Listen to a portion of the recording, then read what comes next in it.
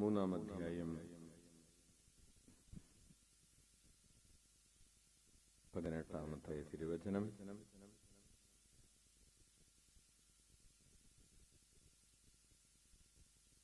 രണ്ട് കൊറിന്തോസ് 3:18.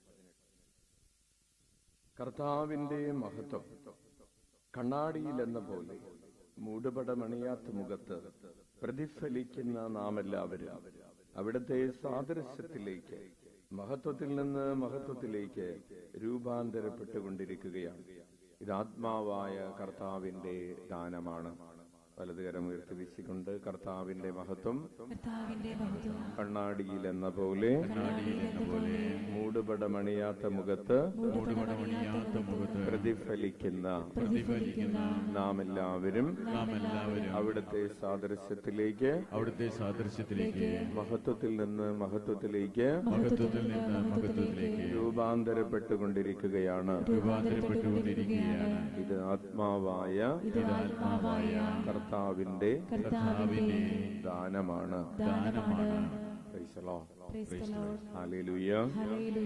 ഈശോയിൽ ഏറ്റവും സ്നേഹം നിറഞ്ഞ സുവാസനച്ച ജോസഫച്ച, പ്രിയപ്പെട്ട സിസ്റ്റേഴ്സ്, സഹോദരരെ, ഈശോ മിശിഹായിക്ക് സ്തുതിയായിരിക്കട്ടെ. പരസ്പരം സ്തുതി ചൊല്ലാം. Praise the lord. Hallelujah, hallelujah. എല്ലാവർക്കും ഹാപ്പി ന്യൂ ഇയർ. അടുത്തിരിക്കുന്നവർക്ക് ഹാപ്പി ന്യൂ ഇയർ.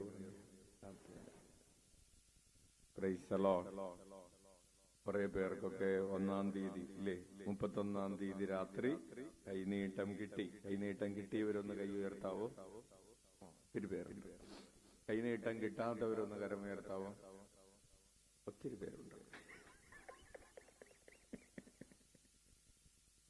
വിഷമിക്കേണ്ട. കൈനീട്ടം കിട്ടാത്തവർക്ക് പറഞ്ഞു, ബാക്കി പറഞ്ഞു. കൈനീട്ടം കിട്ടാത്തവർക്ക് യഥാസമയം അത് കിട്ടട്ടെ. Hallelujah, hallelujah. കഴിഞ്ഞ വ്യാഴാഴ്ച ഉണ്ടായിരുന്നവരൊന്ന് കരമുയർത്താം. ഇല്ലാതിരുന്നവരൊന്ന് കരമുയർത്താം. അപ്പോൾ പ്രിയപ്പെട്ടവരെ, നമ്മൾ ഈ പുതുവർഷത്തിൽ 2025 എന്ന പുതുവർഷത്തിന്റെ ആദ്യത്തെ വ്യാഴാഴ്ച നമുക്ക് എന്താണ് സംഭവിച്ചുകൊണ്ടിരിക്കുന്നത്? രൂപാന്തരീകരണം സംഭവിച്ചുകൊണ്ടിരിക്കുകയാണ്. അച്ഛൻ വിചാരിച്ചു ഇന്ന് നിങ്ങൾ 31-ാം തീയതി ഇവിടെ ഒരു റെക്കോർഡ് ജനമായിരുന്നു അല്ലേ? റെക്കോർഡ് ജനമായിരുന്നു. അപ്പൊ ഇന്ന് 31-ാം തീയതി ക്ഷീണമൊക്കെ മാറി വീട്ടിൽ തന്നെ ഇരിക്കാന്ന് വിചാരിക്കും നിങ്ങളെന്ന് വിചാരിച്ചെങ്കിലും അച്ഛന്റെ പ്രതീക്ഷകൾക്കപ്പുറത്താണ് നിങ്ങളുടെ തീഷ്ണത എന്നോർത്ത് കർത്താവിനെ കരമടിച്ച് നന്ദി അല്ലേ? അച്ഛാ, ഞങ്ങള് അച്ഛൻ വിചാരിക്കുന്ന പോലത്തെ ആൾക്കാര്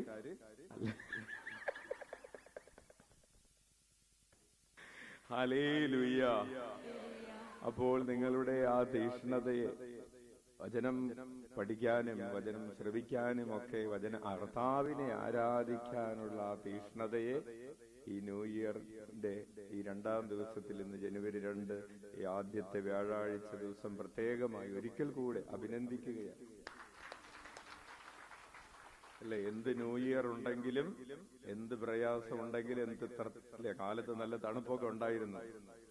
എത്ര തണുപ്പാണെങ്കിലും, എത്ര ചൂടാണെങ്കിലും, എന്ത് മഴയാണെങ്കിലും ഞങ്ങൾ ഇവിടെ കർത്താവിനെ ആരാധിക്കാനുണ്ടാകും എന്നത് നിങ്ങളുടെ ഒരു വലിയ ഒരു തീരുമാനമാണ്. കൈയടിച്ച് ഒരിക്കൽ കൂടെ അടുത്തിരിക്കുന്നവർക്കൊക്കെ ഒരു ഷെയ്ക്കാൻഡ് കൊടുത്തു. പല സ്ഥലങ്ങളിലും കല്യാണവും പട്ടവും ആഘോഷങ്ങളും തിരുനാളുകളൊക്കെ ഉണ്ടായിട്ടും അതൊക്കെ അല്ലേ, എല്ലായിടത്തും കല്യാണം അല്ലേ?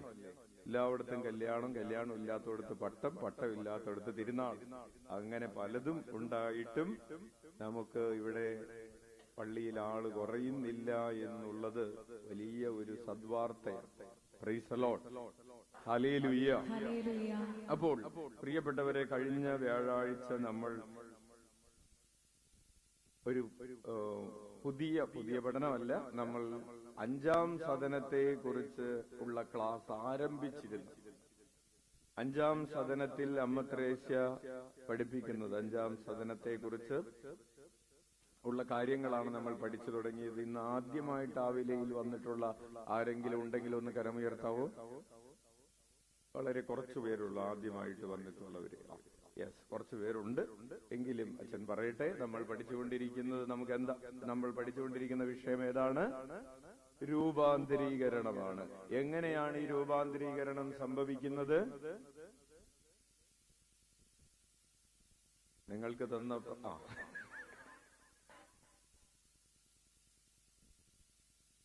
എന്താണ് രൂപാന്തരീകരണം എന്നല്ല അച്ഛൻ ചോദിച്ചത്. എന്താണ് രൂപാന്തരീകരണം എന്നാണ് നിങ്ങൾ പറഞ്ഞുകൊണ്ടിരിക്കുന്നത്. ശരിയാണ്. നമ്മൾ ആയിരിക്കുന്ന അവസ്ഥയിൽ നിന്ന് ആയിരിക്കേണ്ട അവസ്ഥയിലേക്ക് നമുക്ക് എന്ത് സംഭവിക്കുന്നു? മാറ്റം സംഭവിക്കുന്നു. അതിനെയാണ് നമ്മൾ എന്തെന്ന് പറയുന്നത്? പുഴുവായിരിക്കുന്ന അവസ്ഥയിൽ നിന്ന് നമ്മൾ പൂമ്പാറ്റയായി മാറുന്നു. ഇതിനെയാണ് രൂപാന്തരീകരണം എന്ന് പറയുന്നത്. കൈയടിച്ച് നന്ദി പറയാം. പക്ഷേ ചില ജീവിതങ്ങളെ കുറിച്ച് പറയാറുണ്ട്.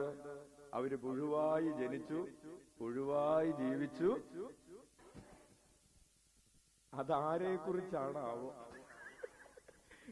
നമ്മളെ കുറിച്ചാകാതിരിക്കട്ടെ. നമ്മൾ ഈ പുഴുവായിരിക്കുന്ന അവസ്ഥയിൽ നിന്ന് നമ്മൾ പൂമ്പാറ്റയായി മാറണം. എത്ര കാലം കൊണ്ട് നമ്മൾ പൂമ്പാറ്റയാകും? നമ്മൾ പൂമ്പാറ്റയായി മാറിയോ? ഇനി പൂമ്പാറ്റയായി മാറിയാൽ പിന്നെ ജീവിതമുണ്ടോ? ഹല്ലേലൂയ. നമ്മൾ സ്നേഹമായി തീർന്നാൽ പിന്നെയും രൂപാന്തരീകരണമുണ്ടോ? ശ്രദ്ധിച്ച അച്ഛനൊരു വളരെ ഗൗരവമുള്ള വിഷയം പെട്ടെന്ന് ഈശോ തന്നത് പറയാൻ പോവാം. പ്രിയപ്പെട്ടവരെ, നമ്മൾ രൂപാന്തരപ്പെട്ട് സ്നേഹമായി തീർന്നു എന്ന് വിചാരിക്കുക. സ്നേഹമായി തീർന്നതിന് ശേഷവും ആ സ്നേഹത്തിന് എന്തുണ്ട്? ജ്വലനമുണ്ട്. ഹല്ലേലൂയ. തീയായി മാറി. എല്ലാ തീയും ഒരുപോലെയാണോ? അല്ല. ചില തീക്ക് ചൂട്, ചില തീക്ക് കനം കൂടുതലാണ്, അതിന് ഉയരം കൂടുതലാണ്. അതുപോലെ നമ്മൾ സ്നേഹമായി തീർന്നതിന് ശേഷവും ഈ തീക്ക്, ഈ സ്നേഹജ്വാലയ്ക്ക് എന്ത് സംഭവിച്ചുകൊണ്ടിരിക്കണം? വലിപ്പം സംഭവിച്ചുകൊണ്ടിരിക്കണം. Praise the lord. ഹല്ലേലൂയ. അതായത് അമ്മ ത്രേസ്യ ഈ എല്ലാവരും ശ്രദ്ധിച്ചോട്ടെ. അച്ഛൻ വളരെ ഗൗരവമുള്ള വിഷയം. സ്വരമൊക്കെ കുറച്ചടഞ്ഞിരിക്കുകയാണ്. ശ്രദ്ധിക്കും. അതായത് ഇതൊരു വിവാഹം വരെ എത്തുന്ന ഒരു യാത്രയെ കുറിച്ചാണ് അമ്മ ത്രേസ്യ 7 സദനങ്ങളിൽ പറയുന്നത്. 5-ാം സദനത്തിൽ കഴിഞ്ഞ ആഴ്ച നമ്മൾ പറഞ്ഞു, 5-ാം സദനം ഏത് സ്റ്റേജാണ്? ഉറപ്പിക്കലിന്റെ സ്റ്റേജാണ്. 6-ാം സദനം ഏത് സ്റ്റേജാണ്? മനസമ്മതത്തിന്റെ സ്റ്റേജാണ്. 7-ാം സദനം ഏത് സ്റ്റേജാണ്? വിവാഹത്തിന്റെ സ്റ്റേജാണ്. ഇനി വിവാഹം കഴിഞ്ഞാൽ പിന്നെ ഒരു സ്റ്റേജ് ഉണ്ടോ? പ്രണയത്തിന്. ഡിവോഴ്സ്.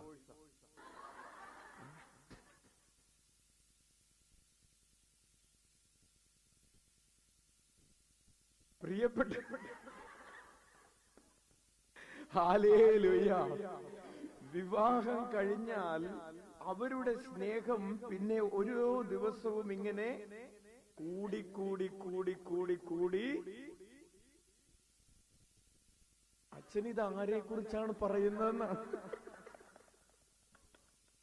വിവാഹം കഴിഞ്ഞതിന് ശേഷം പിന്നെ പ്രേമം കൂടി കൂടി കൂടി കൂടി കൂടി അതെന്ത് ചെയ്യും? അതിങ്ങനെ വളരും. ഹല്ലേലൂയ. ഹല്ലേലൂയ. പ്രിയപ്പെട്ടവരെ, അച്ഛൻ ഭക്ഷണം കഴിക്കുന്ന സ്ഥലത്ത് അപ്പച്ചന്റെ അമ്മിച്ചിക്ക് മരണത്തിന് ഏകദേശം കൃത്യം ഒരാഴ്ച മുമ്പ് അപ്പച്ചൻ അമ്മിച്ചിയെ കെട്ടിപ്പിടിച്ച് ഒരു ഉമ്മ കൊടുക്കുന്ന ഫോട്ടോ ഫ്രെയിം ചെയ്ത് വെച്ചിട്ടുണ്ട്. 93 വയസ്സുള്ള ഒരു ഭർത്താവ് 87 വയസ്സുള്ള ഒരു ഭാര്യയ്ക്ക് കെട്ടിപ്പിടിച്ച് ഉമ്മ കൊടുക്കുന്ന ഒരു ഫോട്ടോയാണ്. വിവാഹത്തിന്റെ അന്നുണ്ടായിരുന്ന സ്നേഹമല്ല 50 വർഷം കഴിയുമ്പോൾ ഉണ്ടാകേണ്ടത്. വിവാഹത്തിന്റെ അന്ന് പ്രസംഗത്തിൽ നമ്മൾ ഒരിക്കലും പറയരുത് നിങ്ങൾക്ക് ഇന്നുള്ള സ്നേഹം എന്നും ഉണ്ടാകട്ടെ എന്ന്. വിവാഹത്തിന്റെ അന്നുള്ള സ്നേഹം അടുത്ത വർഷവും അതേ സ്നേഹമാണെങ്കിൽ ആ വിവാഹം എന്ത് സംഭവിക്കും? ഫ്ലോപ്പായി പോകും. 25 വർഷം കഴിഞ്ഞിട്ട് നിങ്ങൾക്ക് വിവാഹത്തിന്റെ അന്നുള്ള അത്രയും സ്നേഹമേ ഉള്ളൂവെങ്കിൽ നിങ്ങളുടെ ജീവിതം മുന്നോട്ട് പോകില്ല. അപ്പോൾ ഈ സ്നേഹത്തിന് എന്ത് സംഭവിക്കണം? ഓരോ ദിവസവും വളരണം. അച്ഛനാകുന്ന അന്ന് ഉള്ള ഭക്തി ഒരു 10 വർഷം കഴിയുമ്പോഴും അച്ഛനായ അന്നത്തെ ഭക്തി കൊണ്ട് 10 വർഷം കഴിയുമ്പോ ഈ പൗരോഹിത്യത്തെ ഓടിക്കാൻ പറ്റില്ല, ഈ വണ്ടി ഓടിക്കാൻ പറ്റില്ല. ഹല്ലേലൂയ. അത് കൂടണം. ദൈവസ്നേഹം പട്ടത്തിന്റെ അന്നുള്ള ദൈവസ്നേഹം കൊണ്ട് 17 കൊല്ലം കഴിയുമ്പോ അല്ലെങ്കിൽ 50 കൊല്ലം 25 കൊല്ലം കഴിയുമ്പോ പട്ടത്തിന്റെ അന്നുള്ള അത്രയും സ്നേഹം കൊണ്ട് പൗരോഹിത്യ ജീവിതം ജീവിക്കാൻ പറ്റില്ല. അത് കൂടണം. നീ പുരോഹിതനായി തീർന്നു, ഇനി നീ പുരോഹിതനായി വളരണം. നീ ഒരു ഭാര്യയായി തീർന്നിരിക്കുന്നു, നീ ഒരു ഭർത്താവായി മാറിയിരിക്കുന്നു, നീ ഇനി ഒരു ഭർത്താവായി വളരണം. Hallelujah, hallelujah. അപ്പോൾ ഇത് പൂമ്പാറ്റയായതിനു ശേഷമുള്ള കാര്യമാണ്. നമ്മൾ ഇപ്പോഴും ആരാണ്? ഹല്ലേലൂയ. അപ്പോൾ പ്രിയപ്പെട്ടവരെ, നമുക്ക് രൂപാന്തരീകരണം സംഭവിച്ചുകൊണ്ടിരിക്കുകയാണ്. ഒന്നാം സ്റ്റേജിൽ എന്താണ്, ഒന്നാം സദനത്തിൽ എന്താണ് സംഭവിച്ചത്? നമ്മൾ ദൈവത്തെ, നമ്മൾ ആരുമായിട്ടാണോ ഈ വിവാഹ ബന്ധത്തിലേക്ക് പ്രവേശിക്കാൻ പോകുന്നത് അവിടത്തെയും ഞാൻ എന്നെയും അറിയുകയാണ്. അമ്മത്രേച്ച പറയുന്നൊരു വാചകമുണ്ട്, ഇത്ര മഹോന്നതനായ ദൈവം ഇത്ര പൊടിയും ചാരവുമായ എന്നെ അന്വേഷിച്ച് ഒരു ചാള കുടിയിലേക്ക്, അല്ലേ, ഒരു കുടിലിലേക്ക് ഒന്നുമല്ലാത്ത എന്നെ തന്റെ ആത്മാവിന്റെ മണവാട്ടിയാകാൻ വേണ്ടി തിരഞ്ഞെടുത്തിരിക്കുന്നു എന്നത് ആ ഒരു ഓർമ്മ ഈ ഒന്നാം സദനത്തിൽ ഞാൻ ഒന്നുമല്ലാതിരിക്കുന്ന അവസ്ഥയിൽ, ഇതിനെയാണ് ആത്മബോധമെന്ന് പറയുന്നത്. ഈ അൾത്താരയിൽ നിൽക്കാനോ ഈ വചനം പ്രഘോഷിക്കാനോ ഞാൻ ഒരു തരത്തിലും ഒരു യോഗ്യതയുമില്ലാത്തവനാണ്. അല്ലെങ്കിൽ കർത്താവിനെ ആരാധിച്ചുകൊണ്ട് ഇങ്ങനെ ഇരിക്കാൻ, ഈ വചനം കേൾക്കാൻ, ഇത് പഠിക്കാൻ, ഈശോയെന്ന് വിളിക്കാൻ, അവിടുത്തെ സാന്നിധ്യം ആസ്വദിക്കാൻ എനിക്കുള്ള യോഗ്യത സീറോയാണ്. ഈ ഒരു ബോധമാണ് ഒന്നാം സദനത്തിലുള്ളത്. കൈയടിച്ച് നന്ദി പറയാം. ഈ ഒരു ബോധ്യമുണ്ടെങ്കിൽ തന്നെ നിനക്ക് ഈ സദനങ്ങളിലേക്കുള്ള ഒരു പ്രവേശനം, എൻട്രി കാർഡ് കിട്ടും. അതാണ് ആത്മബോധത്തിന്റെ ഒന്നാം സദനം എന്ന് പറയുന്നത്. ഐ ആം ടോട്ടലി അൺവർത്തി, ഞാൻ പൂർണ്ണമായും അയോഗ്യനാണ്. ഇല്ലേ, സിറോ മലബാർ കുർബാനയിൽ പറയാറില്ലേ, കർത്താവേ ഞങ്ങൾ അയോഗ്യരാകും, ഞങ്ങൾ തീർത്തും അയോഗ്യൻ. ഇല്ലേ, അത് തന്നെ. ഹല്ലേലൂയ. അപ്പൊ ആ പ്രാർത്ഥനയൊക്കെ കഴിഞ്ഞ് നമ്മൾ പുറത്തിറങ്ങി വരുമ്പോ നമ്മൾ ആരെങ്കിലും വിളിക്കുകയാണ്, അയോഗ്യനായ അച്ഛൻ ഇങ്ങോട്ട് വന്നു. അയോഗ്യനാണെന്ന് ആരാ പറഞ്ഞു? അച്ഛനല്ലേ പള്ളിയിൽ എന്ന് പറഞ്ഞ് ഞങ്ങൾ അയോഗ്യരാകും. ഹല്ലേലൂയ. പ്രിയപ്പെട്ടവരെ, ആ ഒരു ആത്മബോധം നമുക്ക് അകത്തും പുറത്തും ഒക്കെ ഉണ്ടാകണം. ഒന്നാം സദനം. രണ്ടാം സദനത്തിൽ എന്താണുള്ളത്? ആത്മസംഘർഷമാണ്. എന്താണ് ആത്മസംഘർഷം? ചെയ്യാൻ ആഗ്രഹിക്കുന്ന നന്മയല്ല, ചെയ്യരുതെന്ന് ആഗ്രഹിക്കുന്ന തിന്മയാണ് ചെയ്തു പോകുന്നതെന്ന് പൗലോസ് അപ്പോസ്തലൻ റോമാക്കാർക്ക് എഴുതിയ ലേഖനത്തിൽ പറഞ്ഞിട്ടുണ്ട്. പ്രിയപ്പെട്ടവർ, ഒരു 30 വർഷം കഴിയുമ്പോ, റോമാക്കാർക്ക് എഴുതിയ ലേഖനം എഴുതി 30 വർഷം കഴിഞ്ഞപ്പോഴാണ് പൗലോസ് അപ്പോസ്തലൻ ഫിലിപ്പിയർക്കുള്ള ലേഖനം എഴുതുന്നത്. ഫിലിപ്പിയർക്കുള്ള ലേഖനം എഴുതിയപ്പോ പൗലോസ് പറഞ്ഞത് എന്താണെന്നറിയാവോ? റോമാക്കാർക്ക് എഴുതിയ ലേഖനം എഴുതിയപ്പോ പൗലോസ് പറഞ്ഞു, എനിക്ക് നല്ല കാര്യങ്ങൾ ആഗ്രഹിക്കാൻ സാധിക്കും, ചെറുപ്പത്തിന്റെ ആവേശത്തിൽ പറഞ്ഞതാണ്. ഒരു 30 കൊല്ലം കഴിയുമ്പോൾ പൗലോസ് പറയുകയാണ്, നല്ല കാര്യങ്ങൾ ആഗ്രഹിക്കാൻ ഉള്ള പ്രചോദനം കർത്താവേ നീയാണല്ലോ തരുന്നത്. Hallelujah, hallelujah. അതായത് നല്ലത് ആഗ്രഹിക്കാൻ പോലുമുള്ള ഒരു കഴിവ് എനിക്കില്ല എന്ന്. എനിക്ക് ഒരു നല്ല കാര്യം ആഗ്രഹിക്കാൻ, അതായത് എന്റെ ഹൃദയത്തിൽ ഒരു ആഗ്രഹം, ഒരു അരമണിക്കൂർ ഇരുന്ന് പ്രാർത്ഥിക്കണം. ഇതെവിടെന്നാ കിട്ടിയത്? കർത്താവ് തന്നതാണ്, സ്വന്തമായിട്ട് ഉണ്ടാക്കിയെടുത്തതല്ല. ഇന്നൊന്ന് പള്ളിയിൽ പോകണമെന്നൊരാഗ്രഹം എവിടെന്നാ കിട്ടിയത്? കർത്താവ് തന്നതാണ്. അതിനെയാണ് ഈശോ പറഞ്ഞത്, പിതാവിനാൽ ആകർഷിക്കപ്പെടാതെ എന്റെ അടുക്കലേക്ക് വരാൻ സാധിക്കില്ല. അപ്പൊ നമ്മുടെ ഉള്ളിൽ ഒരു നല്ല ആഗ്രഹമുണ്ടെങ്കിൽ പോലും അതിന്റെ ക്രെഡിറ്റ്, പ്രിയപ്പെട്ടവരെ, നമുക്കല്ല, അത് കർത്താവിനുള്ളതാണ്. ഹല്ലേലൂയ. അപ്പോൾ രണ്ടാം സദനം ആത്മസംഘർഷത്തിന്റെ തലം, മൂന്നാം സദനം ആത്മീയമായ ആഗ്രഹങ്ങളുടെ തലം. ഈ ആത്മീയമായ ആഗ്രഹങ്ങള് ഈശോയിൽ ലയിച്ചു ചേരാനുള്ള ആഗ്രഹം, ഈശോയുടെ തിരുമുഖം കാണാനുള്ള ആഗ്രഹം, അവിടുത്തെ തിരുമൊഴി കേൾക്കാനുള്ള ആഗ്രഹം, ഒക്കെ നമ്മൾ നേരത്തെ പറഞ്ഞു കഴിഞ്ഞതുകൊണ്ട് ഒന്നിനെ കുറിച്ചും വിശദീകരിക്കാതെ നമ്മൾ വിട്ടുകളയാണ്. നാലാം സദനം എന്തിനെ കുറിച്ചാണ്?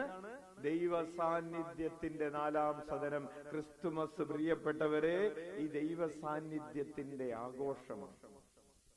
ഭൂമി മുഴുവൻ അവിടത്തെ സാന്നിധ്യം കൊണ്ട് നിറഞ്ഞിരിക്കുന്നു. Hallelujah, hallelujah. ഭൂമി മുഴുവൻ ദൈവത്തിന്റെ മഹത്വം കൊണ്ട് നിറഞ്ഞിരിക്കുന്നു. ഭൂതലം മുഴുവൻ ദൈവത്തെ കുറിച്ചുള്ള ജ്ഞാനം കൊണ്ട് നിറഞ്ഞിരിക്കുന്നു. Hallelujah, hallelujah. അങ്ങനെ ദൈവത്തെ കുറിച്ചുള്ള ജ്ഞാനം, സാന്നിധ്യം, ഈ സാന്നിധ്യത്തിന്റെ അനുഭവങ്ങളിൽ നിന്നാണ് നമ്മൾ അടുത്ത തലത്തിലേക്ക് പ്രവേശിക്കുന്നത്. ദൈവ സാന്നിധ്യത്തിന്റെ അനുഭവത്തില് നമ്മൾ ഒത്തിരിയേറെ കാര്യങ്ങൾ പറഞ്ഞു, ഒത്തിരി ആഴ്ചകള്, അല്ലെ?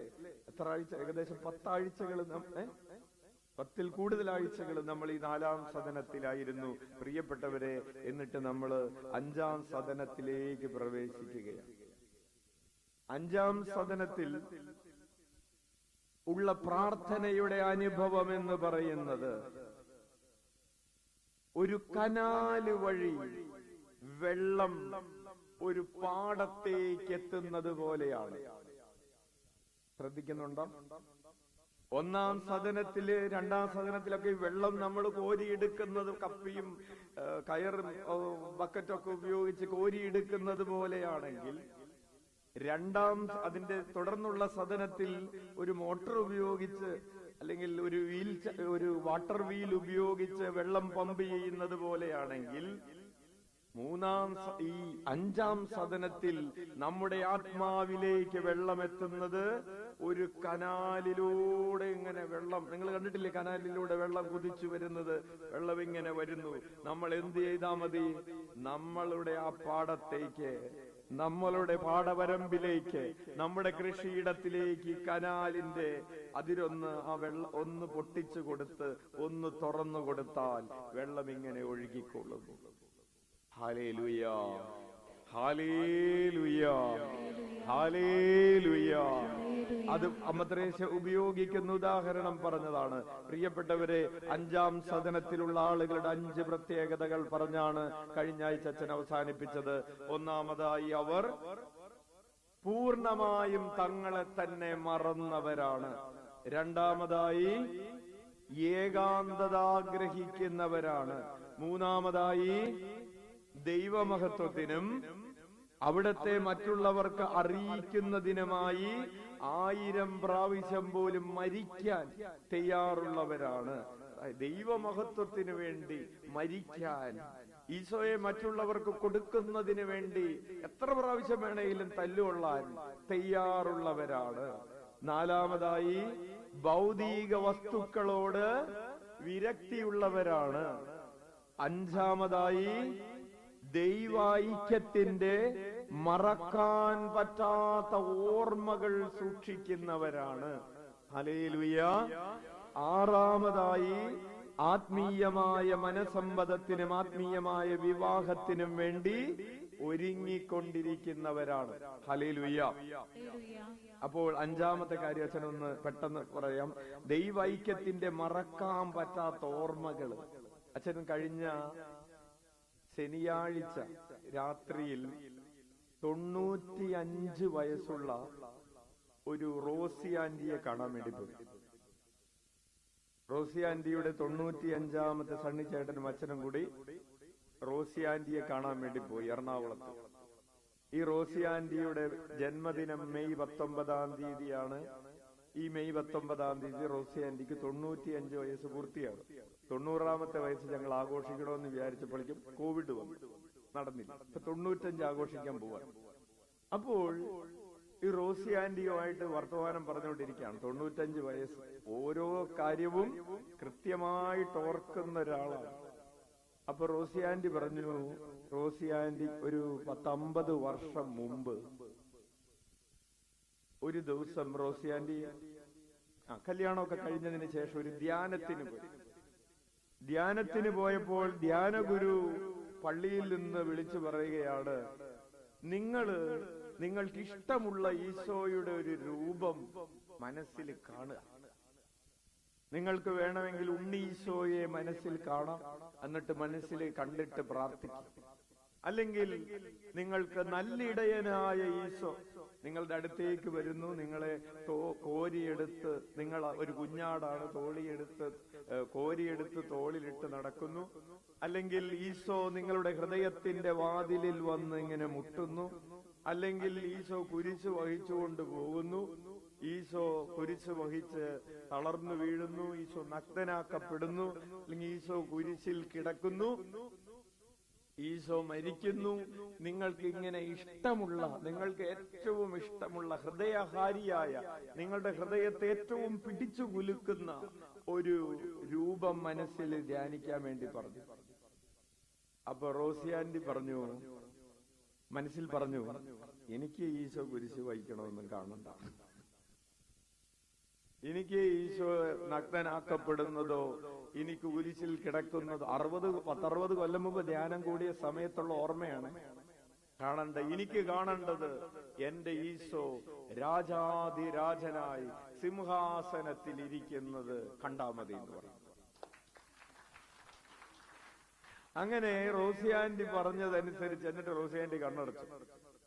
റോസി ആന്റി പറഞ്ഞതനുസരിച്ച്, ചിന്തിച്ചതനുസരിച്ച് റോസി ആന്റി പറയാണ്, 95ാമത്തെ വയസ്സിൽ പറയാണ്, 35 വയസ്സിൽ സംഭവിച്ച കാര്യം 95ാമത്തെ വയസ്സിലിരുന്ന് കൃത്യമായിട്ട് ഓർത്തുകൊണ്ട് പറയാണ്, എനിക്ക് ഈശോ ഇങ്ങനെ പ്രത്യക്ഷപ്പെട്ടു. കസേരയിൽ ഇങ്ങനെ ഇരിക്കുകയാണ്, സിംഹാസനത്തിൽ ഒരു വശത്തേക്ക് ഇങ്ങനെ ചരിഞ്ഞിരിക്കുകയാണ്. ചരിഞ്ഞിരുന്നിട്ട് എന്നെ നോക്കി ഇങ്ങനെ കണ്ണ് ചിമ്മി. എന്നിട്ട് എന്നോട് പറഞ്ഞു, എന്നോട് ഇങ്ങനെ ചോദിച്ചു, സിനിമ കാണുന്നത് ഇഷ്ടമാണല്ലേ എന്ന് ചോദിച്ചു. റോസി ആന്റിക്ക് സ്വന്തമായി, റോസി ആന്റിയുടെ വീട്ടില് അവർക്ക് കുടുംബത്തിന് സ്വന്തമായി തിയേറ്റർ ഉണ്ടായിരുന്നു തൃശ്ശൂര്. അപ്പോൾ എല്ലാ റിലീസ് സിനിമയ്ക്കും ആദ്യം കുടുംബം ആദ്യം ചെന്നിരിക്കുന്ന ആളല്ല ഒരാളായിരുന്നു റോസി. അപ്പോൾ ഇനി മുതൽ സിനിമ കാണണ്ട എന്ന് പറഞ്ഞു. അപ്പോൾ റോസി ആന്റി ചോദിച്ചു, ആഴ്ചയിൽ 1 കാണാൻ പോയി. പ്രിയപ്പെട്ടവര്, ഇനി കാണണ്ട എന്ന് പറഞ്ഞു. അന്ന് മുതൽ റോസി ആന്റി സിനിമ കണ്ടിട്ടില്ല. അതൊരു കാര്യം. രണ്ടാമതായിട്ട് റോസി ആന്റി ഈശോയോട് ചോദിച്ചു, എന്താ ഇങ്ങനെ ചരിഞ്ഞിരിക്കണത്, നേരെ ഇരുന്നാ പോരെ? അപ്പോൾ ഈശോ പറഞ്ഞു, നിന്റെ പാപത്തിന്റെ ഫലമായിട്ടാണ് ഞാനിങ്ങനെ ചരിഞ്ഞിരിക്കുന്നതെന്ന് പറഞ്ഞു. പ്രിയപ്പെട്ടവരെ, അച്ഛൻ പറഞ്ഞത് റോസി ആന്റിയുടെ മനസ്സിൽ മറക്കാൻ പറ്റാത്ത ഒരു ഓർമ്മയായിട്ട് 95ാമത്തെ വയസ്സിൽ ജീവിതത്തെ കുറിച്ച് എന്തെങ്കിലും ഓർക്കുന്നുണ്ടോ എന്ന് ചോദിക്കുമ്പോ എല്ലാ കാര്യങ്ങളും ഓർക്കുന്നുണ്ടെങ്കിലും കൃത്യമായി പങ്കുവയ്ക്കാനുള്ളത്, എനിക്ക് എന്റെ ഈശോ ഒരു രാജാതിരാജനായ എന്റെ മുൻപിൽ പ്രത്യക്ഷപ്പെട്ടു എന്ന ആ ദൈവൈക്യത്തിന്റെ ഓർമ്മയാണ്. Hallelujah, hallelujah. അപ്പോൾ നമ്മൾ ഈ പറഞ്ഞു വരുന്നത് അഞ്ചാം സദനത്തിലായിരിക്കുന്ന ആളുകളുടെ പ്രത്യേകത, അവരുടെ ക്വാളിറ്റി ഇതൊക്കെയാണ്. അപ്പോൾ നമ്മൾ പറഞ്ഞു തുടങ്ങിയത് ഒന്നാമത്തെ ക്വാളിറ്റിയെ നമ്മൾ എക്സ്പ്ലെയിൻ ചെയ്യാണ്. ഈ 6 ക്വാളിറ്റീസ് ആണ് അമ്മ ത്രേസ്യ അഞ്ചാം സദനത്തിലെ അധ്യായങ്ങളിൽ വിവരിക്കുന്നത്. നമുക്ക് അതുകൊണ്ട് ഈ ക്വാളിറ്റിയിൽ ഒന്നാമത്തെ ക്വാളിറ്റി എന്താണ്? സ്വയം മറക്കുക എന്ന് പറയുന്ന ഒരു ഗുണമുണ്ട്. പ്രിയപ്പെട്ടവരെ, ഈശോ സ്വർഗം വിട്ട് ഭൂമിയിലേക്ക് ഇറങ്ങി വന്നതിൽ എന്തുണ്ട്? ഒരു സ്വയം മറക്കലുണ്ട്. ഈശോ എന്തിനു വേണ്ടിയാണ് സ്വർഗം ഉപേക്ഷിച്ചത്? നമുക്ക് സ്വർഗം കിട്ടാൻ വേണ്ടിയാണ്. അച്ഛൻ ഇന്ന് കിട്ടിയ ഒരു ചിന്ത നിങ്ങളുമായി പങ്കുവെക്കാം. ഈശോ എന്തിനു വേണ്ടിയാണ് തന്റെ ആ മേലങ്കി നഷ്ടപ്പെടുത്തിയത്? ഈശോയുടെ മേലങ്കി നീതിയുടെ മേലങ്കിയാണ്. ഈശോ എന്തിനു വേണ്ടിയാണ് നഗ്നനാക്കപ്പെട്ടതെന്ന്, നഗ്നനാക്കപ്പെടാൻ അവൻ അനുവദിച്ചത് കൊണ്ടാണ്. എന്റെ നീതിയുടെ ആ മേലങ്കി തുന്നൽ കൂടാതെ തയ്യപ്പെട്ട, മെനയപ്പെട്ട, നെയ്തെടുക്കപ്പെട്ട, അല്ലേ, ഏച്ചുകെട്ടലുകളില്ലാത്ത ആ മേലങ്കി അവർ തീരുമാനിച്ചു അത് നമുക്ക് ഭാഗം വെക്കണ്ട, ആർക്ക് കിട്ടണമെന്ന് നമുക്ക് ചിട്ടിയിടാം. പ്രിയപ്പെട്ടവരെ, ആർക്കാണ് ആ മേലങ്കി കിട്ടിയത്? ആ നീതിയുടെ മേലങ്കി പുതയ്ക്കാൻ ഭാഗ്യമുണ്ടായതാരാണ്?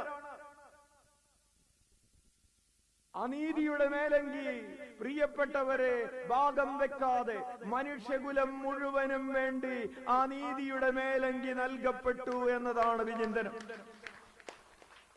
കർത്താവ് തന്റെ നീതിയുടെ മേലങ്കി തനിക്ക് വേണ്ടി സൂക്ഷിക്കാതെ അവൻ സ്വയം നഗ്നനാക്കിയിട്ട് അവൻ ആ മേലങ്കി കൊണ്ട് നിന്നെയും എന്നെയും ഉടുപ്പിച്ച് നിർത്തിയിരിക്കുന്നത് കൊണ്ടാണ് ദൈവസന്നിധിയിൽ ഇവിടെയും പിന്നെ അവിടെയും നിൽക്കാൻ നമ്മൾ യോഗ്യരായി തീർന്നിരിക്കുന്നതെന്ന് ഉച്ചത്തിൽ വിളിച്ച ഈശോയേ.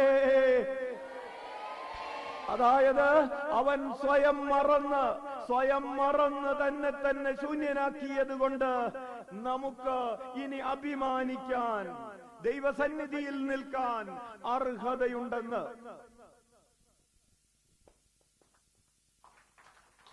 Hallelujah, hallelujah. അപ്പോൾ ഈശോയുടെ ജീവിതം മുഴുവൻ സ്വയം മറക്കുന്ന ജീവിതമായിരുന്നു. അവൻ കാല് കഴുകിയത് സ്വയം മറന്നുകൊണ്ടാണ്. അവൻ അപ്പമെടുത്ത് ഭാഗിച്ച് നൽകിയത് സ്വയം മറന്നുകൊണ്ടാണ്. അവൻ ഗത്സമനിൽ രക്തം വിയർത്ത് പ്രാർത്ഥിച്ചത്, മുൾമുടി ചൂടിയത്, ചാട്ടവാറടികളേറ്റത് സ്വയം മറന്നുകൊണ്ടാണ്. അവൻ കുരിശ് വഹിച്ചത്, നഗ്നനാക്കപ്പെട്ടത്, കുരിശിൽ ക്രൂശിക്കപ്പെട്ടത്, ഒടുവിൽ ഇതാ പിതാവേ നിന്റെ കരങ്ങളിലേക്ക് ഞാൻ എന്റെ ആത്മാവിനെ സമർപ്പിക്കുന്നു എന്ന് നിലവിളിച്ച് പ്രാർത്ഥിച്ച് ജീവിതം അവസാനിപ്പിച്ചത് സ്വയം മറന്നുകൊണ്ടാണ്. അഞ്ചാം സദനത്തിൽ നമുക്ക് ധ്യാനിക്കാനുള്ളത് ഈ സ്വയം മറക്കുന്ന ഈശോയെയാണ്. ഈശോ പറഞ്ഞ കഥകളിലും ഈ സ്വയം മറക്കലിന്റെ കഥകളായിരുന്നു. എടുത്തു നോക്കുക, സമരിയാക്കാരന്റെ ഉപമ എടുക്കുക. എങ്ങനെയാണ് അയാൾക്ക് നല്ല സമരിയാക്കാരനായി തീരാൻ കഴിഞ്ഞത്? ബൈബിളിൽ നല്ല സമരിയാക്കാരന്റെ കഥ ഓർമ്മയില്ലാത്തവർക്ക് വേണ്ടി, കേട്ടിട്ടില്ലാത്തവർക്ക് വേണ്ടി ഒരു മിനിറ്റ് കൊണ്ട് അച്ഛൻ പറയട്ടെ. ജെറൂസലേമിൽ നിന്ന് ജെറിക്കോയിലേക്ക് ഒരു യഹൂദൻ യാത്ര ചെയ്യുകയായിരുന്നു. ഒരു സാധാരണ മനുഷ്യൻ. അയാൾ യാത്ര ചെയ്തപ്പോ അയാളെ കൊള്ളക്കാർ ആക്രമിക്കുകയും അയാളെ നഗ്നനാക്കുകയും അയാളെ മുറിവേൽപ്പിക്കുകയും അയാളുടെ കയ്യിലുള്ളതെല്ലാം പിടിച്ചു പറിച്ച് വാങ്ങിച്ച് അയാളെ അവശനാക്കി അയാളെ മരണത്തിലേക്ക് തള്ളിവിടുകയും ചെയ്തു. നീ ഇവിടെ കിടന്ന് മരിക്കടാ എന്ന് പറഞ്ഞ് അവരെ കൊല്ലാതെ കൊന്നിട്ടു. അവനെ കണ്ടു കഴിഞ്ഞപ്പോ ഒരു പുരോഹിതൻ ആ വഴിയെ വന്നു. അയാളെ തന്നെ മറക്കാൻ പറ്റിയില്ല. ഇയാളെ തൊട്ട അപ്പൊ അവിടെ പോയ ചൊറയാവും എന്ന് വിചാരിച്ചിട്ട് കണ്ടിട്ടും കാണാത്തതുപോലെ അയാൾ തിരിഞ്ഞു പോയത് അയാൾ തന്നെ കുറിച്ച് മാത്രം ഓർത്തത് കൊണ്ടാണ്. He could not forget himself. ഒരു ലേവായനും അതിലെ വന്നു. അയാൾക്കും അയാളുടെ വഴി, അയാളുടെ ജീവിതം, അയാളുടെ മക്കള്, അയാളുടെ ഭാര്യ, അയാളുടെ ജോലി, അയാൾക്ക് വരാൻ പോകുന്ന നഷ്ടങ്ങള്, അതൊക്കെ ഓർത്തിട്ട് ഇയാള് തിരിഞ്ഞു നോക്കാൻ പറ്റിയില്ല. സെൽഫ് അബ്സോർബ്, സെൽഫ് ഫോർഗെറ്റ്ഫുൾനെസ് അല്ല, സെൽഫ് അബ്സോർപ്ഷൻ. എന്നെ തന്നെ, എനിക്കെന്ത് പറ്റും, എനിക്കെന്ത് നഷ്ടമുണ്ടാകും, അല്ലെങ്കിൽ എനിക്കെന്ത് കിട്ടും, ഞാൻ വെറുതെ എന്തിനാണ് കൈ അഴുക്കാക്കുന്നത്, അയാൾ വേറെ വഴിക്ക് പോയി. പക്ഷേ ഒരാള്, നല്ല സമരിയക്കാരൻ വന്നപ്പോ അയാള് ചിന്തിച്ചത് അയാളെ കുറിച്ചല്ല. ഞാൻ ഇയാളെ നോക്കിയില്ലെങ്കിൽ അയാൾക്ക് എന്ത് പറ്റുമെന്നാണ്. പ്രിയപ്പെട്ടവരെ, ഇയാള് പോകേണ്ട വഴി അയാൾ മാറ്റിവെച്ചു, അയാൾ ചെയ്യേണ്ട ബിസിനസ് അയാൾ മാറ്റിവെച്ചു, അയാൾ സഞ്ചരിച്ചു കൊണ്ടിരുന്ന കഴുതപ്പുറത്ത് ഈ മുറിവേറ്റവനെ കിടത്തി, അയാളുടെ സുഖ സൗകര്യങ്ങള് അയാൾ വേണ്ടെന്ന് വെച്ചു, കയ്യിലുള്ള പണം അയാൾ വേണ്ടെന്ന് വെച്ചു, കയ്യിൽ തനിക്ക് വേണ്ടി കരുതിയിരുന്ന എണ്ണയും വീഞ്ഞും ഒക്കെ അയാള് അപരന് വേണ്ടി, മുറിവേറ്റവന് വേണ്ടി കൊടുത്തു. നമ്മുടെ ജീവിതത്തിന്റെ ഇടനാഴികകളിൽ, നമ്മുടെ വീട്ടിൽ നിന്ന് തൊട്ടപ്പുറത്തേക്കുള്ള യാത്രയിൽ, നമ്മുടെ ഭവനത്തിൽ നിന്ന് നമ്മൾ പള്ളിയിലേക്കുള്ള യാത്രയുണ്ടല്ലോ, അത് ഈ ജെറൂസലേമിൽ നിന്ന് ജെറീക്കോയിലേക്ക് പോകുന്നൊരു വഴി പോലെയാണ്. പലയിടങ്ങളിലും മുറിവേറ്റ മനുഷ്യരുണ്ട്. നമ്മുടെ ജീവിതത്തിന്റെ, ഒരു സ്കൂളിന്റെ വരാന്തയിൽ കുഞ്ഞുമക്കൾ അച്ഛനെ കേൾക്കുന്നുണ്ടെങ്കിൽ, ഒരു സ്കൂളിന്റെ വരാന്തയിൽ നിങ്ങൾക്ക് ജെറൂസലേമിൽ നിന്ന് ജെറീക്കോയിലേക്കുള്ള വഴി കാണാൻ പറ്റും. അവിടെ വേദനിക്കുന്ന കുഞ്ഞുങ്ങള് വരാന്തയുടെ ഏതൊക്കെ കോണിൽ ഇരിക്കുന്നുണ്ടാവും. ക്ലാസ് മുറികളിൽ ഇതുപോലെ മുറിവേറ്റിരിക്കുന്ന കുഞ്ഞുങ്ങളുണ്ട്. ഭവനങ്ങളിലുണ്ടല്ലോ, നിങ്ങൾ പുറത്തിറങ്ങണമെന്നില്ല. ഈ ജെറൂസലേമിൽ നിന്ന് ജെറീക്കോയിലേക്കുള്ള വഴി കാണാൻ, മുറിവേറ്റ മനുഷ്യരെ കാണാൻ വീടിന് പുറത്തിറങ്ങണമെന്നില്ലെന്നേ. വീടിന്റെ അകത്ത് തന്നെ ഉണ്ടല്ലോ മുറിവേറ്റ കോണുകളിൽ ഇരിക്കുന്നവര്, ഏകാന്തതയിൽ കഴിയുന്നവര്. അപ്പുറത്തെ മുറിയിൽ കിടക്കുന്ന ഒരു ഭാര്യയും, ഇന്നലെ ഒരു മരണത്തിന്റെ വാർത്ത അച്ഛന് കിട്ടി. ഒരു ഭർത്താവ് ആത്മഹത്യ ചെയ്തു. അപ്പോ അതിന്റെ വാർത്തയുടെ കൂടെ പങ്കുവെച്ചവര് പറഞ്ഞു, അവര് കുറെ നാളുകളായിട്ട് ഭാര്യയും ഭർത്താവും ഒരുമിച്ചല്ല, 2 മുറിയിലാണ് കിടക്കുന്നത്. അപ്പുറത്തെ മുറിയിൽ കിടക്കുന്ന ആള് മരിച്ച് മണിക്കൂറുകൾ കഴിഞ്ഞിട്ടും ഇപ്പുറത്തെ മുറിയില് ഒരു വീട്ടിലായിരിക്കുന്ന ആള് അറിഞ്ഞിട്ടില്ല. പിന്നെയാണ് മരിച്ചതറിഞ്ഞിട്ടില്ല, പിന്നെയാണ് മുറിവേറ്റതറിയുന്നത്.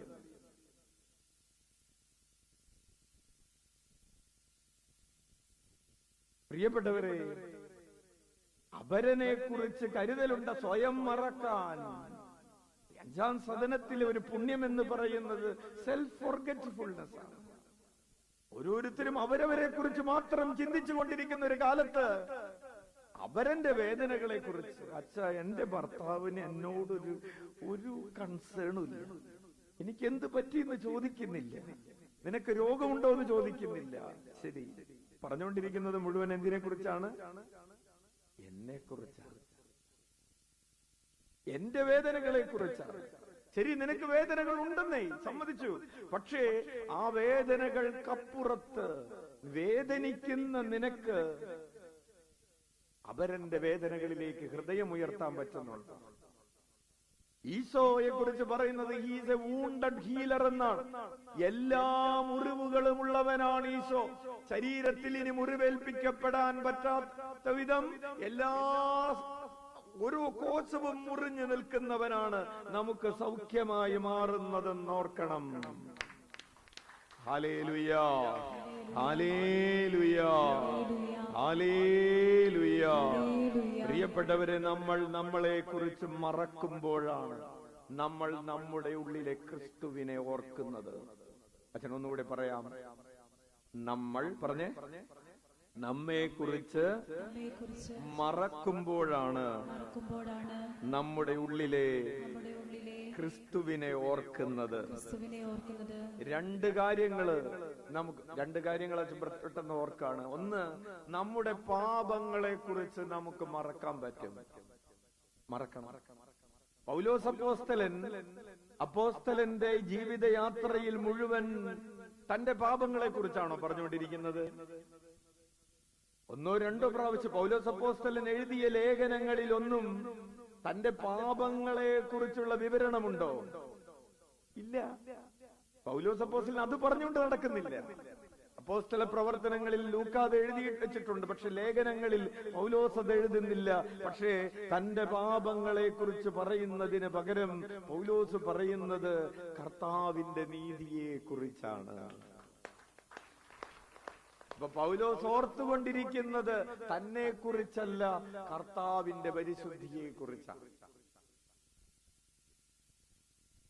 അപ്പൊ നമ്മുടെ പാപങ്ങളെ ഓർത്ത് നമ്മൾ കുറ്റബോധത്തില് നീറി നീറി ജീവിക്കണമെന്നില്ല. ഫോർഗെറ്റ്. അമ്മത്രേസ്യയുടെ ജീവിതത്തിലുണ്ടായ പാപത്തിന്റെ മേഖലകളെ അമ്മത്രേസ്യ മറന്നു. നമ്മുടെ പാപങ്ങളെ കുറിച്ച് നമുക്ക് മറക്കാം, മറ്റുള്ളവരുടെ പാപങ്ങളെ കുറിച്ച് നമുക്ക് മറക്കാം. ഹല്ലേലൂയ. എന്താ പറഞ്ഞത്? നമ്മുടെ പാപങ്ങളെ കുറിച്ച് മറക്കാന്ന് പറഞ്ഞപ്പോ നല്ല സന്തോഷമായില്ലേ? ആയില്ലേ? പറഞ്ഞപ്പോ എന്ത് അല്ലേ? അതുപോലെ തന്നെ മറ്റുള്ളവരുടെ പാപങ്ങളെ കുറിച്ചും അത് കേട്ടപ്പോ സന്തോഷമായ. ഹല്ലേലൂയ. അപ്പൊ അത് മറക്കുക. രണ്ടാമതായി പ്രിയപ്പെട്ടവരെ, നമ്മൾ ചോദിക്കരുത് എനിക്ക് ഈ ദുരിതം വന്നത് ഞാൻ പാപം ചെയ്തുകൊണ്ട്. നമ്മൾ പറയരുത് എനിക്ക് ഈ ദുരിതം വന്നത് ഞാൻ ആ പാപം ചെയ്തത് കൊണ്ടായിരിക്കാം. നമ്മൾ അങ്ങനെ പറയണ്ട. ജീവിതത്തിലുണ്ടാകുന്ന അനുഭവങ്ങളെ നമ്മൾ നമ്മുടെ തന്നെ ക്വാളിറ്റിയുമായി ബന്ധപ്പെടുത്തണ്ട. ഇത്തിരി കടുപ്പമുള്ള കാര്യമാണ് അച്ഛൻ ആവർത്തിച്ച് പറയാം. നമ്മുടെ ജീവിതത്തിൽ ഒരു സംഭവം നടന്നു, ഒരു പ്രതിസന്ധി ഉണ്ടായി. അപ്പൊ തന്നെ നമ്മൾ ഇങ്ങനെ ചിന്തിക്കാണ്, ഈ പ്രയാസം എനിക്കുണ്ടായത് ഞാൻ ആ പാപം ചെയ്തത് കൊണ്ടാണ്. അല്ലെങ്കിൽ നമ്മുടെ ജീവിതത്തിൽ ഒരു നന്മയുണ്ടായി, അപ്പൊ തന്നെ നമ്മൾ ചിന്തിക്കാണ്, ഈ നന്മ എനിക്കുണ്ടായത് ഞാൻ ആ പുണ്യം ചെയ്തത് കൊണ്ടാണ്. ഓക്കെ. അപ്പോ നന്മയുണ്ടായതിന് കാരണം ആരാണ്? അല്ലേ? അപ്പൊ കർത്താവിന്റെ സ്ഥാനം എവിടെ? അപ്പൊ അതാണ് ഇത്. ഈ അഞ്ചാം സദനം എന്ന് പറയുന്നത് ഇത്തിരി കടുപ്പമുള്ള സദനമാണ്. ശ്രദ്ധിച്ചോ? നമ്മൾ നമ്മളെ തന്നെ മറക്കുക എന്ന് പറയുന്ന ഒരു കാര്യം പ്രിയപ്പെട്ടവരെ വളരെ ബുദ്ധിമുട്ടുള്ളൊരു കാര്യമാണ്. അപ്പോ നമ്മൾ ഇങ്ങനെയൊക്കെ പറയാറുണ്ട്, ഞാൻ നല്ലത് ചെയ്തിട്ട് എനിക്ക് ഈ ദുരിതം ഉണ്ടായി, ഞാൻ ഇത്രമാത്രം പ്രാർത്ഥിച്ചിട്ട് എന്താണ് ഈ പ്രയാസങ്ങൾ? ഇല്ലേ? ഇവിടെ നമ്മൾ ചിന്തിച്ചു കൊണ്ടിരിക്കുന്നത് ആരെ കുറിച്ചാണ്? ഞാൻ പ്രാർത്ഥിച്ചു, ഞാൻ 100 ആഴ്ച പോയി പ്രാർത്ഥിച്ചു, ഞാൻ 150 പ്രാവശ്യം മുട്ടയിൽ വലിഞ്ഞു. ഒരു കൊച്ചു പറഞ്ഞു, അച്ഛാ ഞാൻ 25 പ്രാവശ്യം മുട്ടയിൽ വലിഞ്ഞു, എന്നിട്ട് എന്ത് വെച്ചു മോളെ? പരീക്ഷയിൽ തോറ്റു. പാവം. Hallelujah, hallelujah. പ്രിയപ്പെട്ടവരെ, നമ്മൾ ചിന്തിച്ചു കൊണ്ടിരിക്കുന്നത് നമ്മളെ കുറിച്ചാണ്. ഞാൻ നല്ലത് ചെയ്തു. പിന്നെ പറയാണ്, ഞാൻ പറഞ്ഞ നല്ല കാര്യം അവർ തെറ്റിദ്ധരിച്ചു. ആര് പറഞ്ഞ നല്ല കാര്യം? Hallelujah, hallelujah. ഒരു കുടുംബം പറയാണ്, അച്ഛാ ഞങ്ങൾക്ക് ഈ നാട് വിട്ടു പോകണം, ഇനി ഇവിടെ ജീവിക്കാൻ വയ്യ. എന്തുപറ്റി? മകൾ ഒരു അക്രൈസ്തവ യുവാവുമായി പ്രണയത്തിലായി ഒളിച്ചോടിപ്പോയി. പിന്നെ ഇവർക്ക് പള്ളിയിൽ പോകുമ്പോൾ കർത്താവിനെ നോക്കാൻ പറ്റുന്നില്ല, നാട്ടുകാരെ നോക്കാൻ പറ്റുന്നില്ല. അങ്ങനെ ഇപ്പൊ ഞായറാഴ്ച പള്ളിയിൽ പോക്കില്ല, ക്രിസ്തുമസ് ആയിട്ട് പള്ളിയിൽ പോയിട്ടില്ല, ന്യൂ ഇയർ ആയിട്ട് പള്ളിയിൽ പോയിട്ടില്ല. ഒരാളെ നോക്കാൻ പറ്റുന്നില്ല. കാരണം മതാധ്യാപകരായിരുന്നു അപ്പനും അമ്മയും. രണ്ടുപേരും മതാധ്യാപകരായിരുന്നു. ഇവരുടെ മകളാണ് ഒരു തെറ്റായ ബന്ധത്തിൽപ്പെട്ട് പ്രണയത്തിലായി ഇവൾ ഒളിച്ചോടിപ്പോയത്. പിന്നെ ഇവർ പഠിപ്പിച്ച ഈ മക്കളെ ഇവർ കുറെ കുട്ടികൾക്ക് ക്ലാസ് എടുത്തു കൊടുത്തിട്ടുണ്ട്. ഇടവകയിൽ മീറ്റിംഗിന്റെ സമയത്ത് ഇവര് വലിയ വലിയ കാര്യങ്ങൾ മീറ്റിംഗിൽ എഴുന്നേറ്റതെന്ന് പറഞ്ഞിട്ടുണ്ട്. ഇല്ലേ? ഇപ്പൊ പള്ളിയിൽ പോകാൻ പറ്റുന്നില്ല. അപ്പോ അച്ഛൻ ചോദിച്ചു, നിങ്ങൾ ഇപ്പൊ ആരെ കുറിച്ച്? ഇപ്പൊ അപമാന ഭാരമാണ്. എന്താണ്? അപമാന ഭാരമാണ്. ഈ അപമാന ഭാരത്തില് കഴിഞ്ഞുകൊണ്ടിരിക്കുക. നിങ്ങൾ ആരെ കുറിച്ചാണ് ചിന്തിച്ചുകൊണ്ടിരിക്കുന്നത്? ഇറങ്ങിപ്പോയ മകളെ കുറിച്ചല്ല, അവളെ തട്ടിക്കൊണ്ടുപോയവനെ കുറിച്ചല്ല. നിങ്ങൾ ചിന്തിച്ചുകൊണ്ടിരിക്കുന്നത് നിങ്ങളെ കുറിച്ച് തന്നെയാണ്. ഈ നിങ്ങളെ കുറിച്ച് തന്നെ, എന്നെ കുറിച്ച് തന്നെ, എന്റെ അപമാനത്തെ കുറിച്ച്, ആൾക്കാർ എന്നെ കുറിച്ച് എന്ത് ചിന്തിക്കും എന്നതിനെ കുറിച്ച് നീ മറക്ക്. എന്നിട്ട് നിനക്ക് വേണ്ടി കുരിശിൽ മരിച്ചവനെ കുറിച്ച് നീ ഓർക്ക്. അതിനെയാണ് കുഞ്ഞെ സെൽഫ് ഫോർഗെറ്റ്ഫുൾനെസ് എന്ന് പറയുന്നത്. നമ്മൾ നമ്മളെ കുറിച്ച് മറന്ന്, ദൈവം എനിക്ക് വേണ്ടി, മനുഷ്യൻ എന്നോട് എന്തൊക്കെ ചെയ്തെന്നല്ല, മനുഷ്യൻ എന്നോട് എന്തൊക്കെ ചെയ്യുമെന്നുമല്ല, അവരെന്നെ കാണുമ്പോ കളിയാക്കുമെന്നല്ല, എന്നെ പരിഹസിക്കുമെന്നല്ല, എന്നോട് ചോദ്യം ചോദിക്കുമെന്നല്ല, എന്നെ കാണുമ്പോ മുഖം തിരിക്കും, മനുഷ്യര് പലതും ചെയ്യുമെന്നല്ല, മനുഷ്യർ ചെയ്യുന്നതിനെ കുറിച്ച് ചിന്തിക്കാതെ ദൈവം നിനക്ക് വേണ്ടി എന്ത് ചെയ്യുമെന്ന്, ദൈവം നിനക്ക് വേണ്ടി എന്ത് ചെയ്തിട്ടുണ്ടെന്ന് ചിന്തിക്കാൻ പറ്റുന്ന സാഹചര്യമാണ് സെൽഫ് ഫോർഗെറ്റ്ഫുൾനെസ്. നീ നിന്നെ തന്നെ മറക്കുക. അങ്ങനെ മറക്കാൻ പറ്റുന്ന ആളുകളാണ് 5-ാം സദനത്തിലുള്ളത്.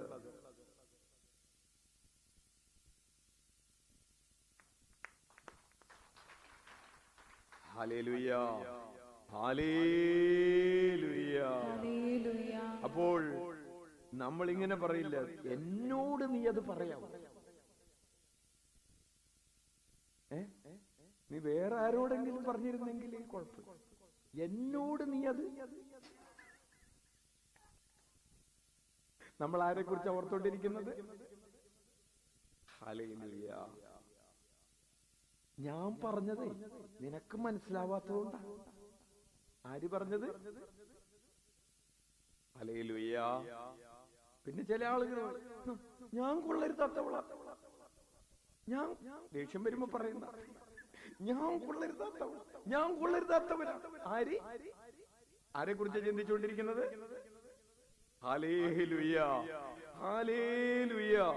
പിന്നൊരു ഡയലോഗ് ഉണ്ട്, ഞാൻ എന്തൊക്കെ അനുഭവിച്ചെന്ന് പറഞ്ഞാ തീരൂല്ല. ആര്? ഞാൻ കെട്ടി വന്ന കാലം മുതൽ എന്തൊക്കെ അനുഭവിച്ചെന്ന് ഞാൻ ജനിച്ചപ്പോ മുതലുള്ള കഥ പറഞ്ഞാലുണ്ടല്ലോ, ചേച്ചി പറയല്ലേ, പുറത്താൾക്കാരിക്കണം.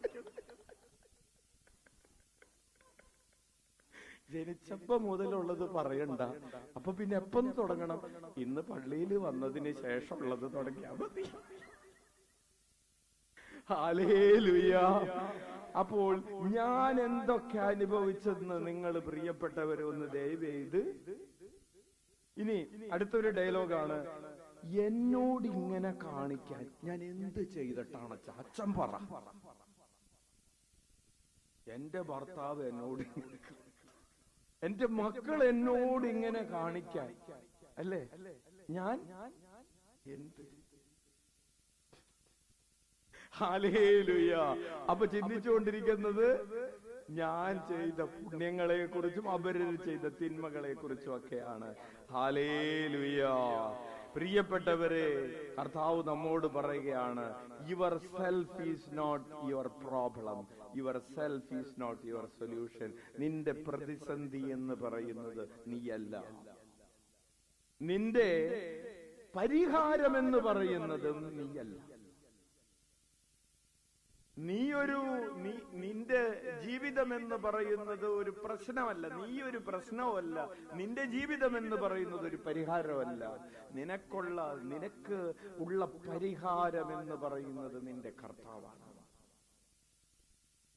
നിന്നെ ദൈവം ഒരു പ്രശ്നമായിട്ടല്ല കാണുന്നത്. ദൈവം നിന്നെ ഒരു മകനായിട്ട്, മകളായിട്ട് കാണുകയാണ്. കൈയടിച്ച് നന്ദി പറയാം. Hallelujah, hallelujah. ഒരു കുഞ്ഞ് നടക്കാൻ തുടങ്ങുന്നു. കുഞ്ഞ് നടക്കാൻ തുടങ്ങിയപ്പോ നടന്ന കുഞ്ഞ് പതുക്കെ ഒന്ന് വീണു എന്ന് വിചാരിച്ച് ആ കുഞ്ഞിനെ അമ്മയും അപ്പനും വെറുക്കുമോ?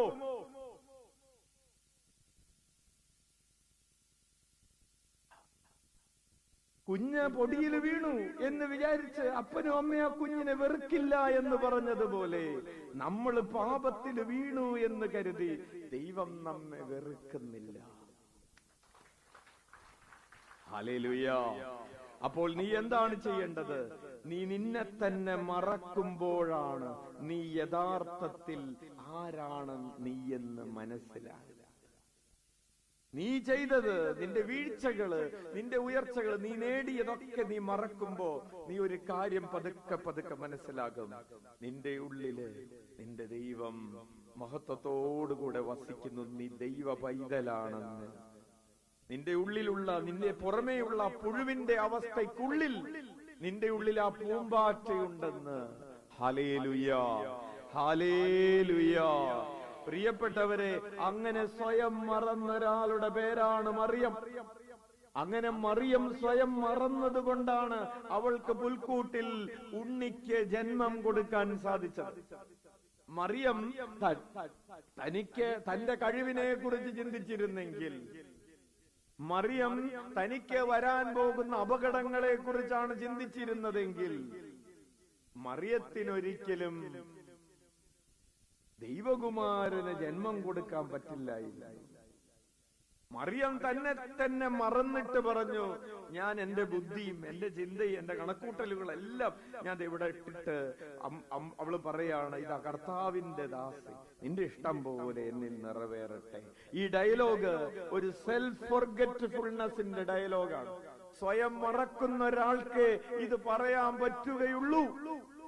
ഉച്ചത്തിൽ വിളിക്കാം, ഈശോയേ. അപ്പോൾ നീ 5-ാം സദനത്തിലാണെങ്കിൽ, 5-ാം സദനത്തിൽ മറിയം തന്നെ മറന്നതുപോലെ മറന്നു നിൽക്കുന്ന ഒരാളായിരിക്കും. സ്വന്തം സ്വപ്നങ്ങൾ മറന്നു, സ്വന്തം ആഗ്രഹങ്ങൾ മറന്നു, സ്വന്തം ഭയങ്ങള്. ചില ആളുകൾക്ക് ഭയങ്കര പേടിയാണ്, ഭയങ്ങള് മറന്നു, സ്വന്തം ചിന്തകളൊക്കെ മറന്നിട്ട് ദൈവം. ഹല്ലേലൂയ. ഒരു മകൾ അച്ഛനോട് പറഞ്ഞു, ഒരു പെൺകുട്ടി, അവള് പറഞ്ഞു, അച്ഛാ, എന്റെ ശരീരത്തിലൂടെ ഒഴുകുന്നത് അശുദ്ധ രക്തമാണ്. എന്താണ് മോളെ? എന്റെ ശരീരത്തിലൂടെ ഒഴുകുന്നത് അശുദ്ധ രക്തമാണ്, മെഡിക്കലി അല്ല. അവള് ചിന്തിക്കുകയാണ്. എന്നിട്ട് ഞാൻ ഇനി ചീത്തയായി പോകും. ഒരു പെൺകുട്ടി പറയുകയാണ്, എന്റെ ജീവിതത്തിൽ ഞാൻ ചീത്തയായി പോകും. അപ്പൊ അച്ഛൻ ചോദിച്ചു, മോൾ എന്തായി പറയുന്നു? കാരണം എന്റെ അപ്പൻ ചീത്തയാണ്. എന്റെ അപ്പൻ ചീത്തയായത് കൊണ്ട് ഞാൻ വളർന്നു വരുമ്പോൾ ഞാനും ചീത്തയാകും. അപ്പൻ ചില തെറ്റായ ബന്ധങ്ങളിലൊക്കെ പെട്ടുപോകുന്നത് ഈ മകൾക്കറിയാം. അപ്പോൾ ഇവൾ അറിഞ്ഞതിന് ശേഷം അവൾക്ക് ഒരു മനസ്സിൽ വലിയൊരു ഭാരം. അപ്പോൾ അവൾ ചിന്തിക്കുകയാണ്, എന്റെ അപ്പൻ ചീത്തയായത് കൊണ്ട്, ആ അപ്പനിൽ നിന്നാണ് ഞാൻ പിറന്നിരിക്കുന്നത്, ഞാനും ചീത്തയാകും. പ്രിയപ്പെട്ടവരെ, നമ്മൾ ഓരോരുത്തരും എവിടെ നിന്നാണ് പിറന്നിരിക്കുന്നതെന്ന് വചനം നമ്മോട് പറഞ്ഞിട്ടുണ്ട്. അവർ പിറന്നത് മനുഷ്യന്റെ ഇച്ഛയിൽ നിന്നോ, ശരീരത്തിന്റെ ആഗ്രഹങ്ങളിൽ നിന്നോ, പുരുഷന്റെ അഭിലാഷങ്ങളിൽ നിന്നോ അല്ല. അവർ പിറന്നത് ദൈവത്തിന്റെ വചനത്തിൽ നിന്നാണ്. ഹല്ലേലൂയ. അവർ പിറന്നിരിക്കുന്നത് ദൈവത്തിൽ നിന്നാണ്. നമ്മൾ ഓരോരുത്തരും ഈ ഭൂമിയിലേക്ക് വന്നിരിക്കുന്നത് ദൈവത്തിൽ നിന്നാണ്. നമുക്ക് ജന്മം തന്നത് ദൈവമാണ്. കൈയടിച്ച് നന്ദി പറയാം. അതാണ് അച്ഛൻ നേരത്തെ പറഞ്ഞത്, നമ്മൾ ഈ ഭൂമിയിലുള്ള ഇതുപോലെയുള്ള ചില കാര്യങ്ങളെ മറക്കുക എന്നത് പ്രധാനപ്പെട്ടതാണ്. അങ്ങനെ മറക്കുമ്പോഴാണ് ഞാൻ എന്റെ വീട്, എന്റെ അപ്പൻ, എന്റെ അമ്മ എന്നുള്ളൊക്കെയുള്ള ഒരു ചെറിയ കൂട്ടിൽ നിന്ന്, അതിൽ നിന്ന് പുറത്തു കിടക്കുമ്പോ, അതിൽ നിന്ന് മറക്കുമ്പോ, ഞാൻ അതിലും വിശാലമായൊരു യാഥാർത്ഥ്യത്തിലേക്ക് ഹൃദയമുയർത്തും. അപ്പൊ നമ്മൾ പിറന്നിരിക്കുന്നത് ദൈവത്തിൽ നിന്നാണ്. ഹല്ലേലൂയ. സ്വയം മറക്കുന്നതിന്റെ മനോഹരമായൊരു ഉദാഹരണമാണ് ധൂർത്തപുത്രന്റെ ഉപമ. ധൂർത്തപുത്രന്റെ ഉപമയിൽ ഈ ധൂർത്തപുത്രൻ ആരെ കുറിച്ചാണ് ചിന്തിച്ചത് മുഴുവൻ?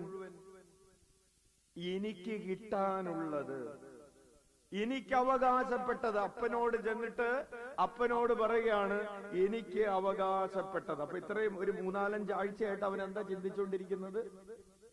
എനിക്ക് കിട്ടാനുള്ളത്, എനിക്ക് കിട്ടാനുള്ളത് ഒന്ന് ചിന്തിച്ച് അവസാനം അപ്പനോട് ചെന്ന് പറഞ്ഞ് അത് മുഴുവനും മേടിച്ച് അപ്പൻ എല്ലാം കൊടുത്ത് അവൻ വിറ്റ് പിറക്കി പോയി.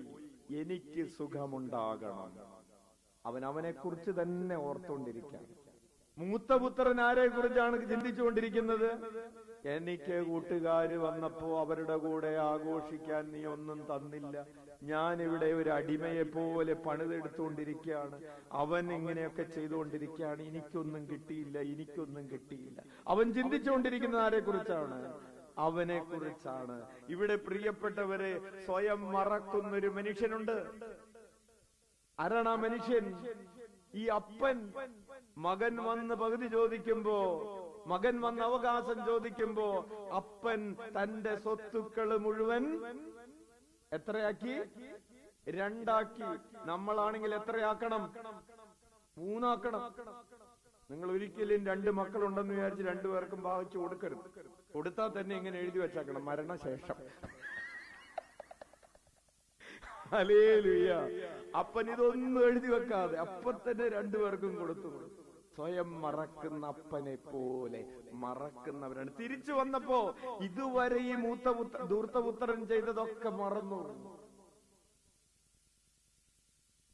മൂത്തവൻ ചെയ്തത് ഇളയവൻ ചെയ്തതൊക്കെ മറന്നിട്ട് എല്ലാവരെയും ആ വിരുന്നിലേക്ക് വിളിക്കുന്ന അപ്പനെ പോലെ. Hallelujah, hallelujah. പ്രിയപ്പെട്ടവരെ, സ്വയം മറക്കുമ്പോ നമുക്ക് വലിയ സന്തോഷമുണ്ടാവും. നമ്മളിപ്പോഴും പഴയ കാര്യങ്ങൾ ഇങ്ങനെ ചിന്തിച്ചുകൊണ്ടിരിക്കും. ഒരു ദിവസം അമ്മച്ചി പറയുന്നുണ്ട്, അച്ഛൻ്റെ അമ്മച്ചിനോട് അച്ഛന്റെ കൂട്ടുകാരൻ പറഞ്ഞു, അപ്പച്ചനെ അമ്മച്ചിനോട് ഭയങ്കര സ്നേഹമായിരുന്നല്ലോ എന്ന് പറഞ്ഞു. അപ്പൊ അമ്മച്ചി പറഞ്ഞു, എല്ലായ്പ്പോഴും അങ്ങനെയൊന്നും ആയിരുന്നില്ല. ഒരു ദിവസം ഞങ്ങൾ ആശുപത്രിയിൽ പോയപ്പോ അപ്പച്ചൻ എന്റെ ഒപ്പം നടക്കാതെ മുമ്പിൽ നടന്നു. ആശുപത്രിയിൽ ചെന്ന് ഡോക്ടറുടെ മുറിയിൽ ക്യൂവിലിരുന്നപ്പോ എന്റെ അടുത്തിരിക്കാതെ അപ്പുറത്ത് പോയിരുന്നു. ഹല്ലേലൂയ.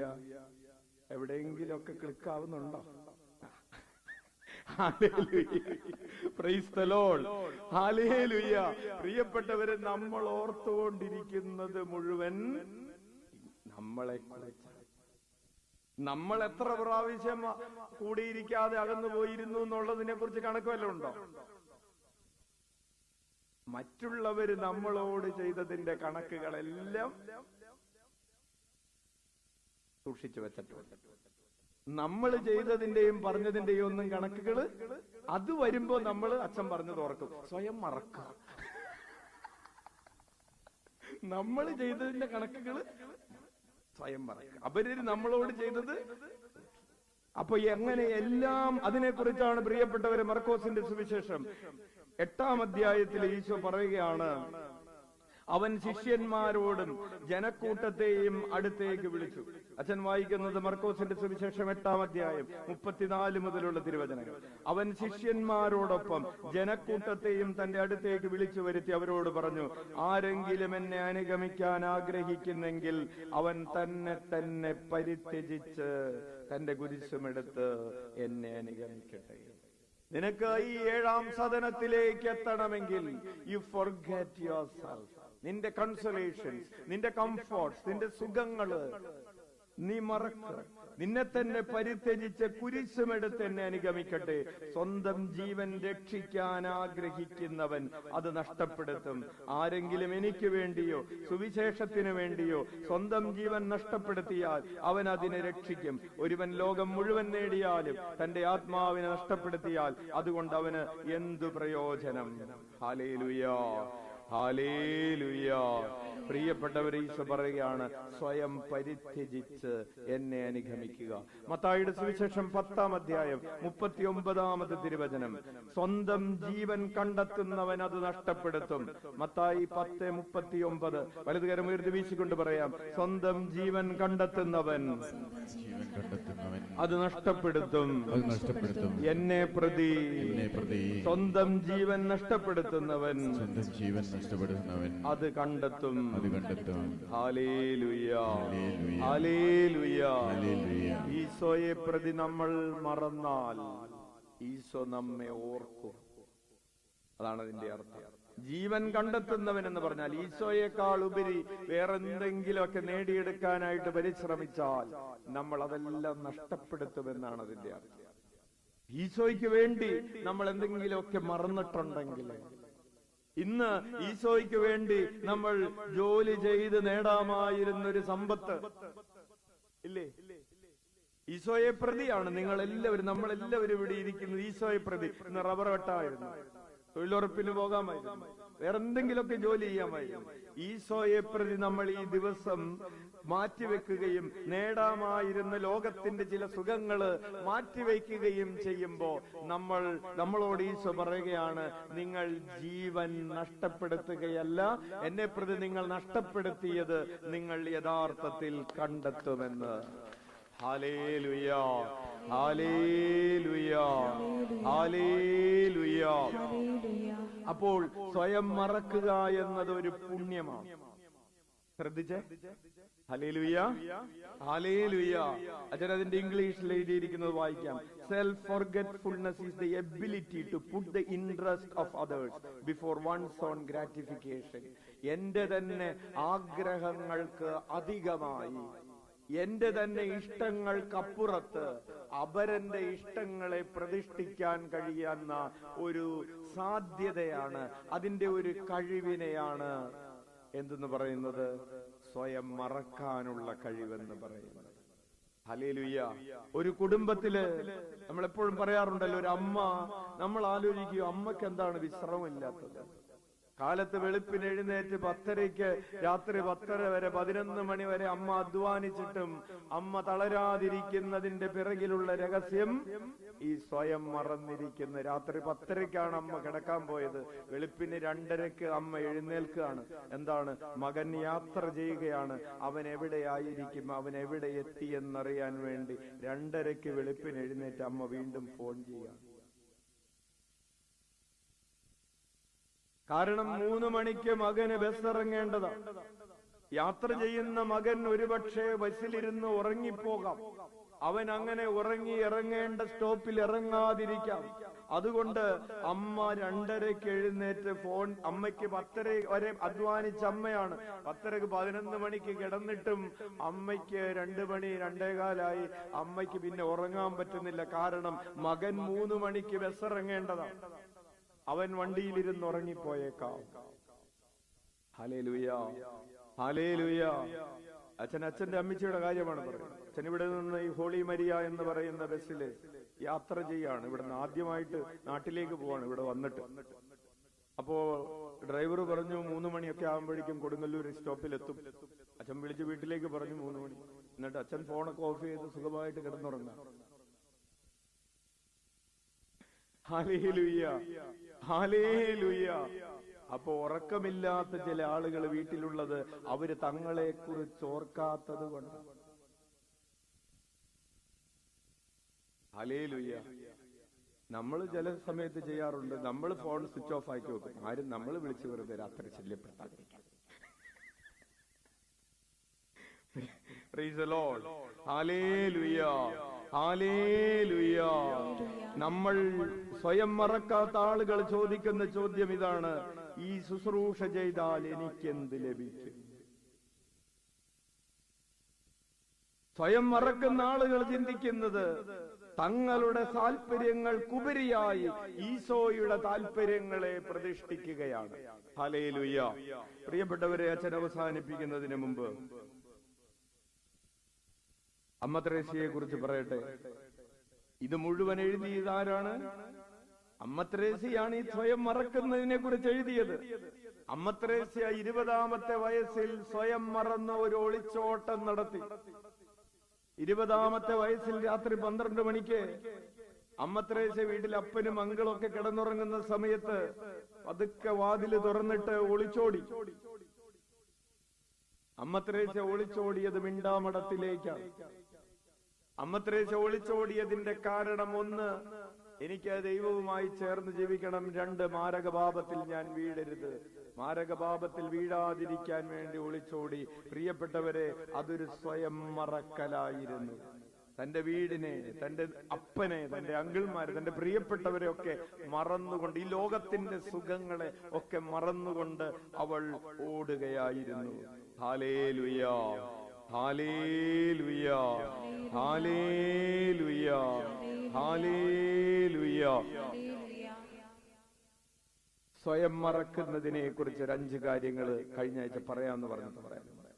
ക്രിസ്താനുകരണം എന്നൊരു പുസ്തകമുണ്ട്. എന്താണ് പുസ്തകത്തിന്റെ പേര്? ക്രിസ്താനുകരണം. ഇംഗ്ലീഷിൽ ഇമിറ്റേഷൻ ഓഫ് ക്രൈസ്റ്റ് എന്ന് പറയും. ഈ പുസ്തകത്തിൽ, അതായത് ഒരു കാലയളവിൽ ബൈബിൾ കഴിഞ്ഞാൽ ഏറ്റവും അധികം വിൽക്കപ്പെട്ടുകൊണ്ടിരുന്ന ഒരു ചെറിയ പുസ്തകമാണ് ക്രിസ്താനുകരണം എന്ന് പറയുന്ന പുസ്തകം.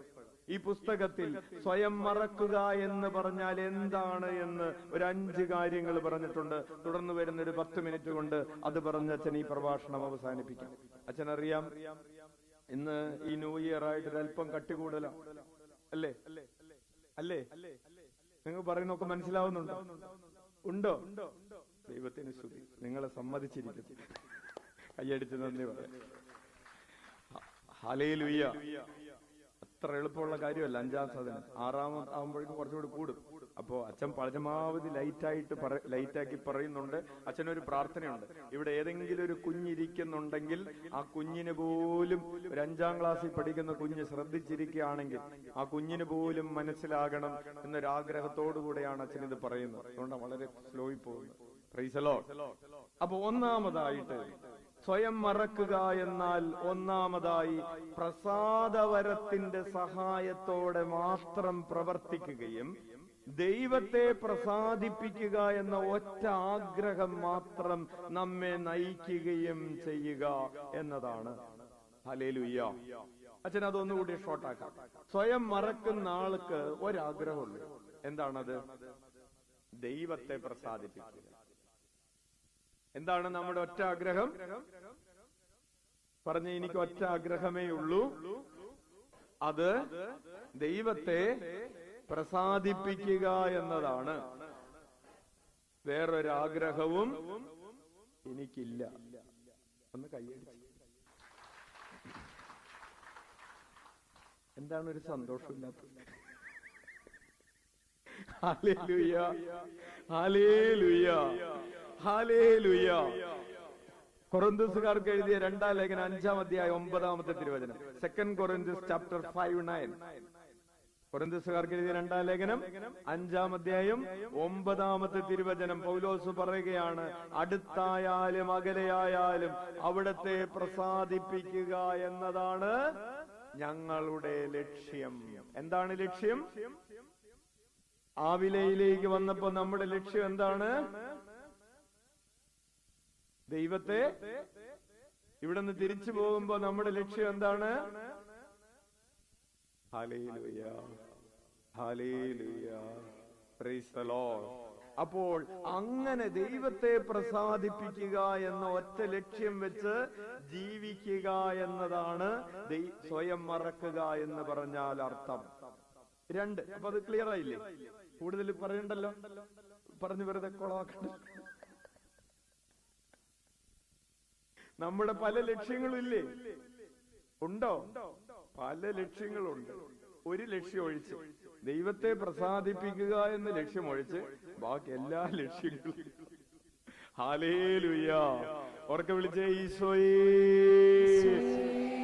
ഇനി രണ്ടാമതായിട്ട്, എല്ലാ സാഹചര്യങ്ങളിലും കർത്താവിന് കീഴ്പ്പെട്ടുകൊണ്ട് നമ്മുടെ ഇഷ്ടത്തെക്കാൾ ഉപരി അവിടുത്തെ ഇഷ്ടം നിറവേറ്റുക. ഇതാണ് സ്വയം മറക്കുക എന്ന് പറഞ്ഞാൽ അർത്ഥം. എന്താണ്? വലതുകരം ഒരു വീശിക്കൊണ്ട് പറയാം, എല്ലാ സാഹചര്യങ്ങളിലും അവിടത്തേക്ക് കീഴ്പ്പെട്ടുകൊണ്ട് നമ്മുടെ ഇഷ്ടത്തെക്കാൾ ഉപരി അവിടുത്തെ ഇഷ്ടം നിറവേറ്റുക. ഹല്ലേലൂയ. പ്രിയപ്പെട്ടവരെ, യൗസേപ്പ് പിതാവിന് ക്രിസ്മസ് കാലമായതുകൊണ്ട് ഉദാഹരണം പറയാം. യൗസേപ്പ് പിതാവും മറിയവും പൂർണ്ണ ഗർഭിണിയായിരിക്കുന്ന അവസ്ഥ എന്നാ പറയുന്നത്. 150 കിലോമീറ്റർ ആണ് നസ്രത്തിൽ നിന്ന് ബെത്ലഹേം വരെ. 150 കിലോമീറ്റർ 150 കിലോമീറ്റർ യാത്ര ചെയ്യാൻ ഏകദേശം 6 ദിവസമെങ്കിലും എടുത്തിട്ടുണ്ടാവുമെന്നാണ് ഒരു കണക്കുകൂട്ടൽ പറയുന്നത്. അതായത് ഈ പൂർണ്ണ ഗർഭിണിയായിട്ടുള്ള ഒരാള് ഒരു കഴുതപ്പുറത്താണെങ്കിൽ കൂടെ സഞ്ചരിക്കാവുന്ന ഒരു കംഫോർട്ട് സോണുണ്ട്, ഒരു ദൂരമുണ്ട്, ഇല്ലേ? നമ്മൾ ഇവിടെ നിന്ന് ചെമ്പേരി വരെ 30 കിലോമീറ്റർ ഒറ്റയടിക്ക് നടന്നതുപോലെ നടക്കാൻ പറ്റില്ലല്ലോ. പറ്റുമോ? പറ്റില്ല, ഇല്ലേ? നിങ്ങളൊന്ന് ആലോചിച്ച് നോക്കിയേ. ഒരു ദിവസം തന്നെ 30 കിലോമീറ്റർ നടന്നിട്ട് അവിടെ ചെന്നപ്പോൾ അവസ്ഥ, ഇല്ലേ? 15 കിലോമീറ്റർ കഴിഞ്ഞപ്പോഴേക്കും ബസ്സിൽ കയറിയവരുണ്ട്. ചിരി കേട്ടാൽ അറിയാൻ, ബസ്സിൽ കയറിയവരാണ് കൂടുതൽ. ഹല്ലേലൂയ.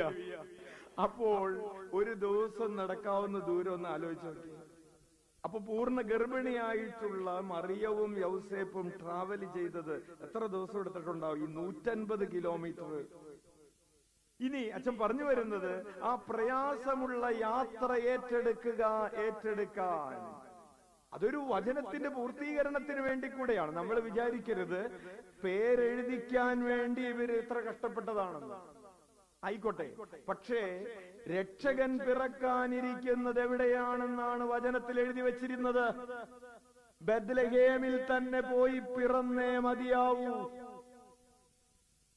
അപ്പോൾ യൗസേപ്പ് പിതാവും മറിയവും കൂടെ യാത്ര ചെയ്തത് കേവലം പേരെഴുതിക്കാൻ വേണ്ടിയാണെന്ന് കരുതണ്ട.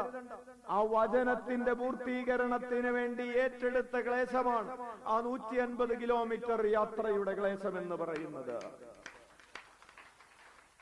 Hallelujah, hallelujah. ഉറക്കെ വിളിക്കാം ഈശോയേ. ഇനി അപ്പോൾ അവരത് ഏറ്റെടുക്കാണ്. സ്വയം മറക്കണം. സ്വന്തം ഇഷ്ടങ്ങൾ മറന്നാലേ, സ്വന്തം കണക്കൂട്ടലുകൾ മറന്നാലേ ഈ വചനത്തിന്റെ പൂർത്തീകരണത്തിന് വേണ്ടി നിനക്ക് യാത്ര ചെയ്യാൻ പറ്റുകയുള്ളൂ. ഇനി യൗസേപ്പ് പിതാവും മറിയവും വീണ്ടും ഈജിപ്തിലേക്ക് ഓടുകയാണ്. എന്തിനു വേണ്ടി? കുഞ്ഞിനെ രക്ഷിക്കാൻ വേണ്ടിയാണ്. ഹെറോദ് കൽപ്പന പുറപ്പെടുവിച്ചത് കൊണ്ടാണ്. തീർന്നില്ല. ഈജിപ്തിൽ നിന്ന് ഞാൻ എന്റെ പുത്രനെ മടക്കി വിളിക്കുമെന്ന് ഒരു വചനമുണ്ട്. ആ വചനത്തിന്റെ പൂർത്തീകരണത്തിന് വേണ്ടി കൂടെയാണ് യൗസേപ്പ് പിതാവും മറിയവും ഈശോയെയുമായി ഈജിപ്തിലേക്ക് പലായനം ചെയ്തത്. സ്വയം മറന്നവർ ഓടി. Hallelujah, hallelujah, hallelujah. അതുപോലെ ഇന്നത്തെ കാലത്ത് മെഡിറ്റേഷന്റെ സമയത്ത് സെബാസ്റ്റ്യൻ പറഞ്ഞു, ജ്ഞാനികൾ 1150 കിലോമീറ്റർ ആണ് ബാബിലോണിൽ നിന്ന് ഈ ബെത്ലഹേം വരെ അവർ യാത്ര ചെയ്തത് എന്ന് പണ്ഡിതന്മാർ, ബൈബിൾ പണ്ഡിതന്മാർ കണക്കാക്കുന്നത്. അവർ യാത്ര ചെയ്ത ദൂരം 1150 കിലോമീറ്റർ. ഇവിടെ നിന്ന് ഏകദേശം ഒറീസയിൽ പോകുന്ന ദൂരമുണ്ട്. അത് ആ ഈ ദൂരം എന്ന് പറയുന്നത് 4 മാസം നീണ്ടു നിന്ന യാത്രയാണെന്ന്. ഈ 4 മാസം നീണ്ടു നിന്ന യാത്ര ചെയ്തത് എന്തിനാണ്? എന്തെങ്കിലും കിട്ടാൻ വേണ്ടിയാണോ? അവർക്ക് ദൈവത്തിന്റെ ദർശനം തന്നെ മറന്നിട്ട് തങ്ങളുടെ ദേശം മറന്നു, തങ്ങളുടെ അധികാരം മറന്നു, സൗകര്യങ്ങൾ മറന്നു. Self ഫോർഗെറ്റ്ഫുൾനെസ്, A journey of self ഫോർഗെറ്റ്ഫുൾനെസ്. സ്വയം മറന്നവര് യാത്ര ചെയ്തു. അങ്ങനെ യാത്ര ചെയ്തവർ എന്ത് കണ്ടു? അങ്ങനെ യാത്ര ചെയ്തവർ രക്ഷകനെ കണ്ടു, ദൈവത്തിന്റെ മുഖം കണ്ടു, ഈശോയുടെ സാന്നിധ്യം അവർക്ക് വെളിപ്പെട്ട് കിട്ടി. അവർക്ക് വിളിക്കാം ഈശോയേ. പ്രിയപ്പെട്ടവരെ, മൂന്നാമതായി ദൈവത്തെ പ്രീതിപ്പെടുത്തുന്നതിൽ ആഹ്ലാദം തേടുക. ദൈവത്തിന്റെ ഇഷ്ടം പൂർത്തിയാക്കിയാൽ മാത്രം പോരാ, ദൈവത്തെ സന്തോഷിപ്പിക്കുന്നതാകണം എന്റെ ആനന്ദം. വലതുകരം ഉയർത്തി വീശിക്കൊണ്ടെന്ന് പറഞ്ഞ്, എന്റെ ആനന്ദം ദൈവത്തെ സന്തോഷിപ്പിക്കുന്നതിലാണ്. എന്റെ ആനന്ദം ദൈവത്തെ സന്തോഷിപ്പിക്കുന്നതിലാണ്. ബൈബിൾ ഇൻ എ ഇയർ എന്ന ഒരു ബൈബിൾ വായന ബഹുമാനപ്പെട്ട ഡാനിയേൽ അച്ഛൻ ആരംഭിച്ചിട്ടുണ്ട്. 365 ദിവസങ്ങൾ കൊണ്ട് ഒരു പ്രത്യേക രീതിയിൽ ബൈബിൾ മുഴുവൻ വായിച്ചു തീർക്കുന്ന ഒരു പഠന പരമ്പരയാണ്. അതിൽ പങ്കെടുക്കുന്നവരൊന്ന് കൈ ഉയർത്താവോ? കുറച്ചു പേരുണ്ട്. അതിൽ പങ്കെടുക്കാത്തവർക്ക് അതിൽ പങ്കെടുക്കാൻ സാധിക്കട്ടെ എന്ന് അച്ഛൻ ആശംസിക്കും. അപ്പോൾ ഇന്നത്തെ ആ പഠന പരമ്പര, ഇന്നത്തെ 3 അധ്യായങ്ങളിൽ ഒരധ്യായം 104-ാം സങ്കീർത്തനമായിരുന്നു. 104-ാം സങ്കീർത്തനത്തിന്റെ 33-ഉം 34-ഉം തിരുവചനങ്ങൾ മാത്രം അച്ഛൻ വായിക്കാം. എന്റെ ജീവിതകാലം മുഴുവൻ ഞാൻ കർത്താവിന് കീർത്തനം പാടും. ആയുഷ്കാലം എത്രയും ഞാൻ എന്റെ ദൈവത്തെ പാടി സ്തുതിക്കും. 34, എന്റെ ഈ ഗാനം അവിടത്തേക്ക് പ്രീതികരമായിരിക്കട്ടെ. ഞാൻ കർത്താവിനെ മഹത്വപ്പെടുത്തും, ഞാൻ കർത്താവിനെ ആരാധിക്കും, ഞാൻ കർത്താവിന് വേണ്ടി ജീവിക്കും. എന്റെ ഈ ദൈവത്തിന് അർപ്പിക്കുന്ന ഈ സ്തുതിഗീതങ്ങൾ എന്റെ ദൈവത്തിന് പ്രീതികരമായിരിക്കട്ടെ. Let god be happy about my song. എന്റെ ദൈവം, ഞാൻ അർപ്പിക്കുന്ന ഈ അർച്ചന ദൈവത്തിന് സന്തോഷമുള്ളതാകട്ടെ. ആർക്ക് സന്തോഷമുണ്ടാകാൻ വേണ്ടിയാണ് നീ ജീവിക്കുന്നത്? ചോദ്യം കേട്ടോ? ആർക്ക് സന്തോഷമുണ്ടാകാൻ വേണ്ടിയാണ് ഞാൻ ജീവിക്കുന്നത്? അതിനെയാണ് പ്രിയപ്പെട്ടവരെ ഇമിറ്റേഷൻ ഓഫ് ക്രൈസ്റ്റ് പറയുന്നത്. ദൈവത്തെ പ്രീതിപ്പെടുത്താൻ വേണ്ടി ജീവിക്കുന്ന ഒരാളാണെങ്കിൽ, ദൈവത്തിന്റെ ആഹ്ലാദം തേടുകയാണെങ്കിൽ നീ സ്വയം മറന്ന ഒരാളാണ്. Hallelujah, hallelujah. 4-മതായിട്ട് നീ ദൈവത്തെ മറന്ന ഒരാളാണോ എന്ന് ചെക്ക് ചെയ്യാനുള്ള അടുത്ത പോയിന്റ്, അവിടത്തെ മഹത്വപ്പെടുത്തുക എന്നതായിരിക്കണം നമ്മുടെ ലക്ഷ്യം. എന്താണ് ലക്ഷ്യം? ദൈവത്തെ മഹത്വപ്പെടുത്തുക. തിന്നുകയോ കുടിക്കുകയോ മറ്റെന്തെങ്കിലുമൊക്കെ ചെയ്യുമ്പോ ദൈവത്തെ മഹത്വപ്പെടുത്തുക. ഈശോ തന്റെ ജീവിതം മുഴുവൻ സംഗ്രഹിച്ചത് അങ്ങനെ ഒരു വാക്ക് പറഞ്ഞുകൊണ്ടാണ്. യോഹന്നാന്റെ സുവിശേഷം 17:4. യോഹന്നാൻ 17:4 ഈശോ തന്റെ ജോലികൾ മുഴുവനും എടുത്ത് പിതാവിന്റെ കാൽച്ചുവട്ടിൽ വെച്ചിട്ട് പറഞ്ഞു, പിതാവേ, അവിടുന്ന് എന്നെ ഏൽപ്പിച്ച ജോലി പൂർത്തിയാക്കിക്കൊണ്ട് ഭൂമിയിൽ ഞാൻ അങ്ങയെ മഹത്വപ്പെടുത്തി. വലതുകരം ഉയർത്തി വീശിക്കൊണ്ട് പറയാം, പിതാവേ, അവിടുന്ന് എന്നെ ഏൽപ്പിച്ച ജോലി പൂർത്തിയാക്കിക്കൊണ്ട് ഭൂമിയിൽ ഞാൻ അങ്ങയെ മഹത്വപ്പെടുത്തി. അപ്പൊ അങ്ങനെ എന്ത് ജോലി ചെയ്യുമ്പോഴും ദൈവത്തെ മഹത്വപ്പെടുത്തുക. പ്രസംഗം പറയുമ്പോഴാണെങ്കിലും ആയിക്കോട്ടെ, പാട്ട് പാടുമ്പോഴായിക്കൊള്ളട്ടെ, റബ്ബർ ടാപ്പ് ചെയ്യുമ്പോഴായിക്കൊള്ളട്ടെ, ഷീറ്റ് അടിക്കുമ്പോഴായിക്കൊള്ളട്ടെ, എന്ത് ഭക്ഷണം ഉണ്ടാക്കുമ്പോഴായിക്കൊള്ളട്ടെ, എന്ത് ജോലി ചെയ്യുമ്പോഴും ദൈവത്തെ മഹത്വപ്പെടുത്തുക. പഠിക്കുമ്പോഴായിക്കൊള്ളട്ടെ, പരീക്ഷ എഴുതുമ്പോഴായിക്കോട്ടെ, വിവാഹം കഴിക്കുമ്പോഴായിക്കൊള്ളട്ടെ, കുഞ്ഞുങ്ങളെ പരിപാലിക്കുമ്പോഴായിക്കൊള്ളട്ടെ, നമ്മുടെ ലക്ഷ്യം എന്താണ്? ദൈവത്തെ മഹത്വപ്പെടുത്തുക എന്ന ലക്ഷ്യമാണ് നിനക്കുള്ളതെങ്കിൽ നീ സ്വയം മറന്ന ഒരാളാണ്. Hallelujah, hallelujah.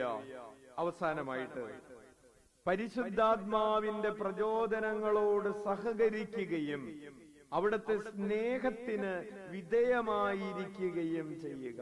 വലതുകരം ഒരു തിരിച്ചുകൊണ്ട് പറയാം, പരിശുദ്ധാത്മാവിന്റെ പ്രചോദനങ്ങളോട് സഹകരിക്കുകയും അവിടുത്തെ സ്നേഹത്തിന് വിധേയമായിരിക്കുകയും ചെയ്യുക.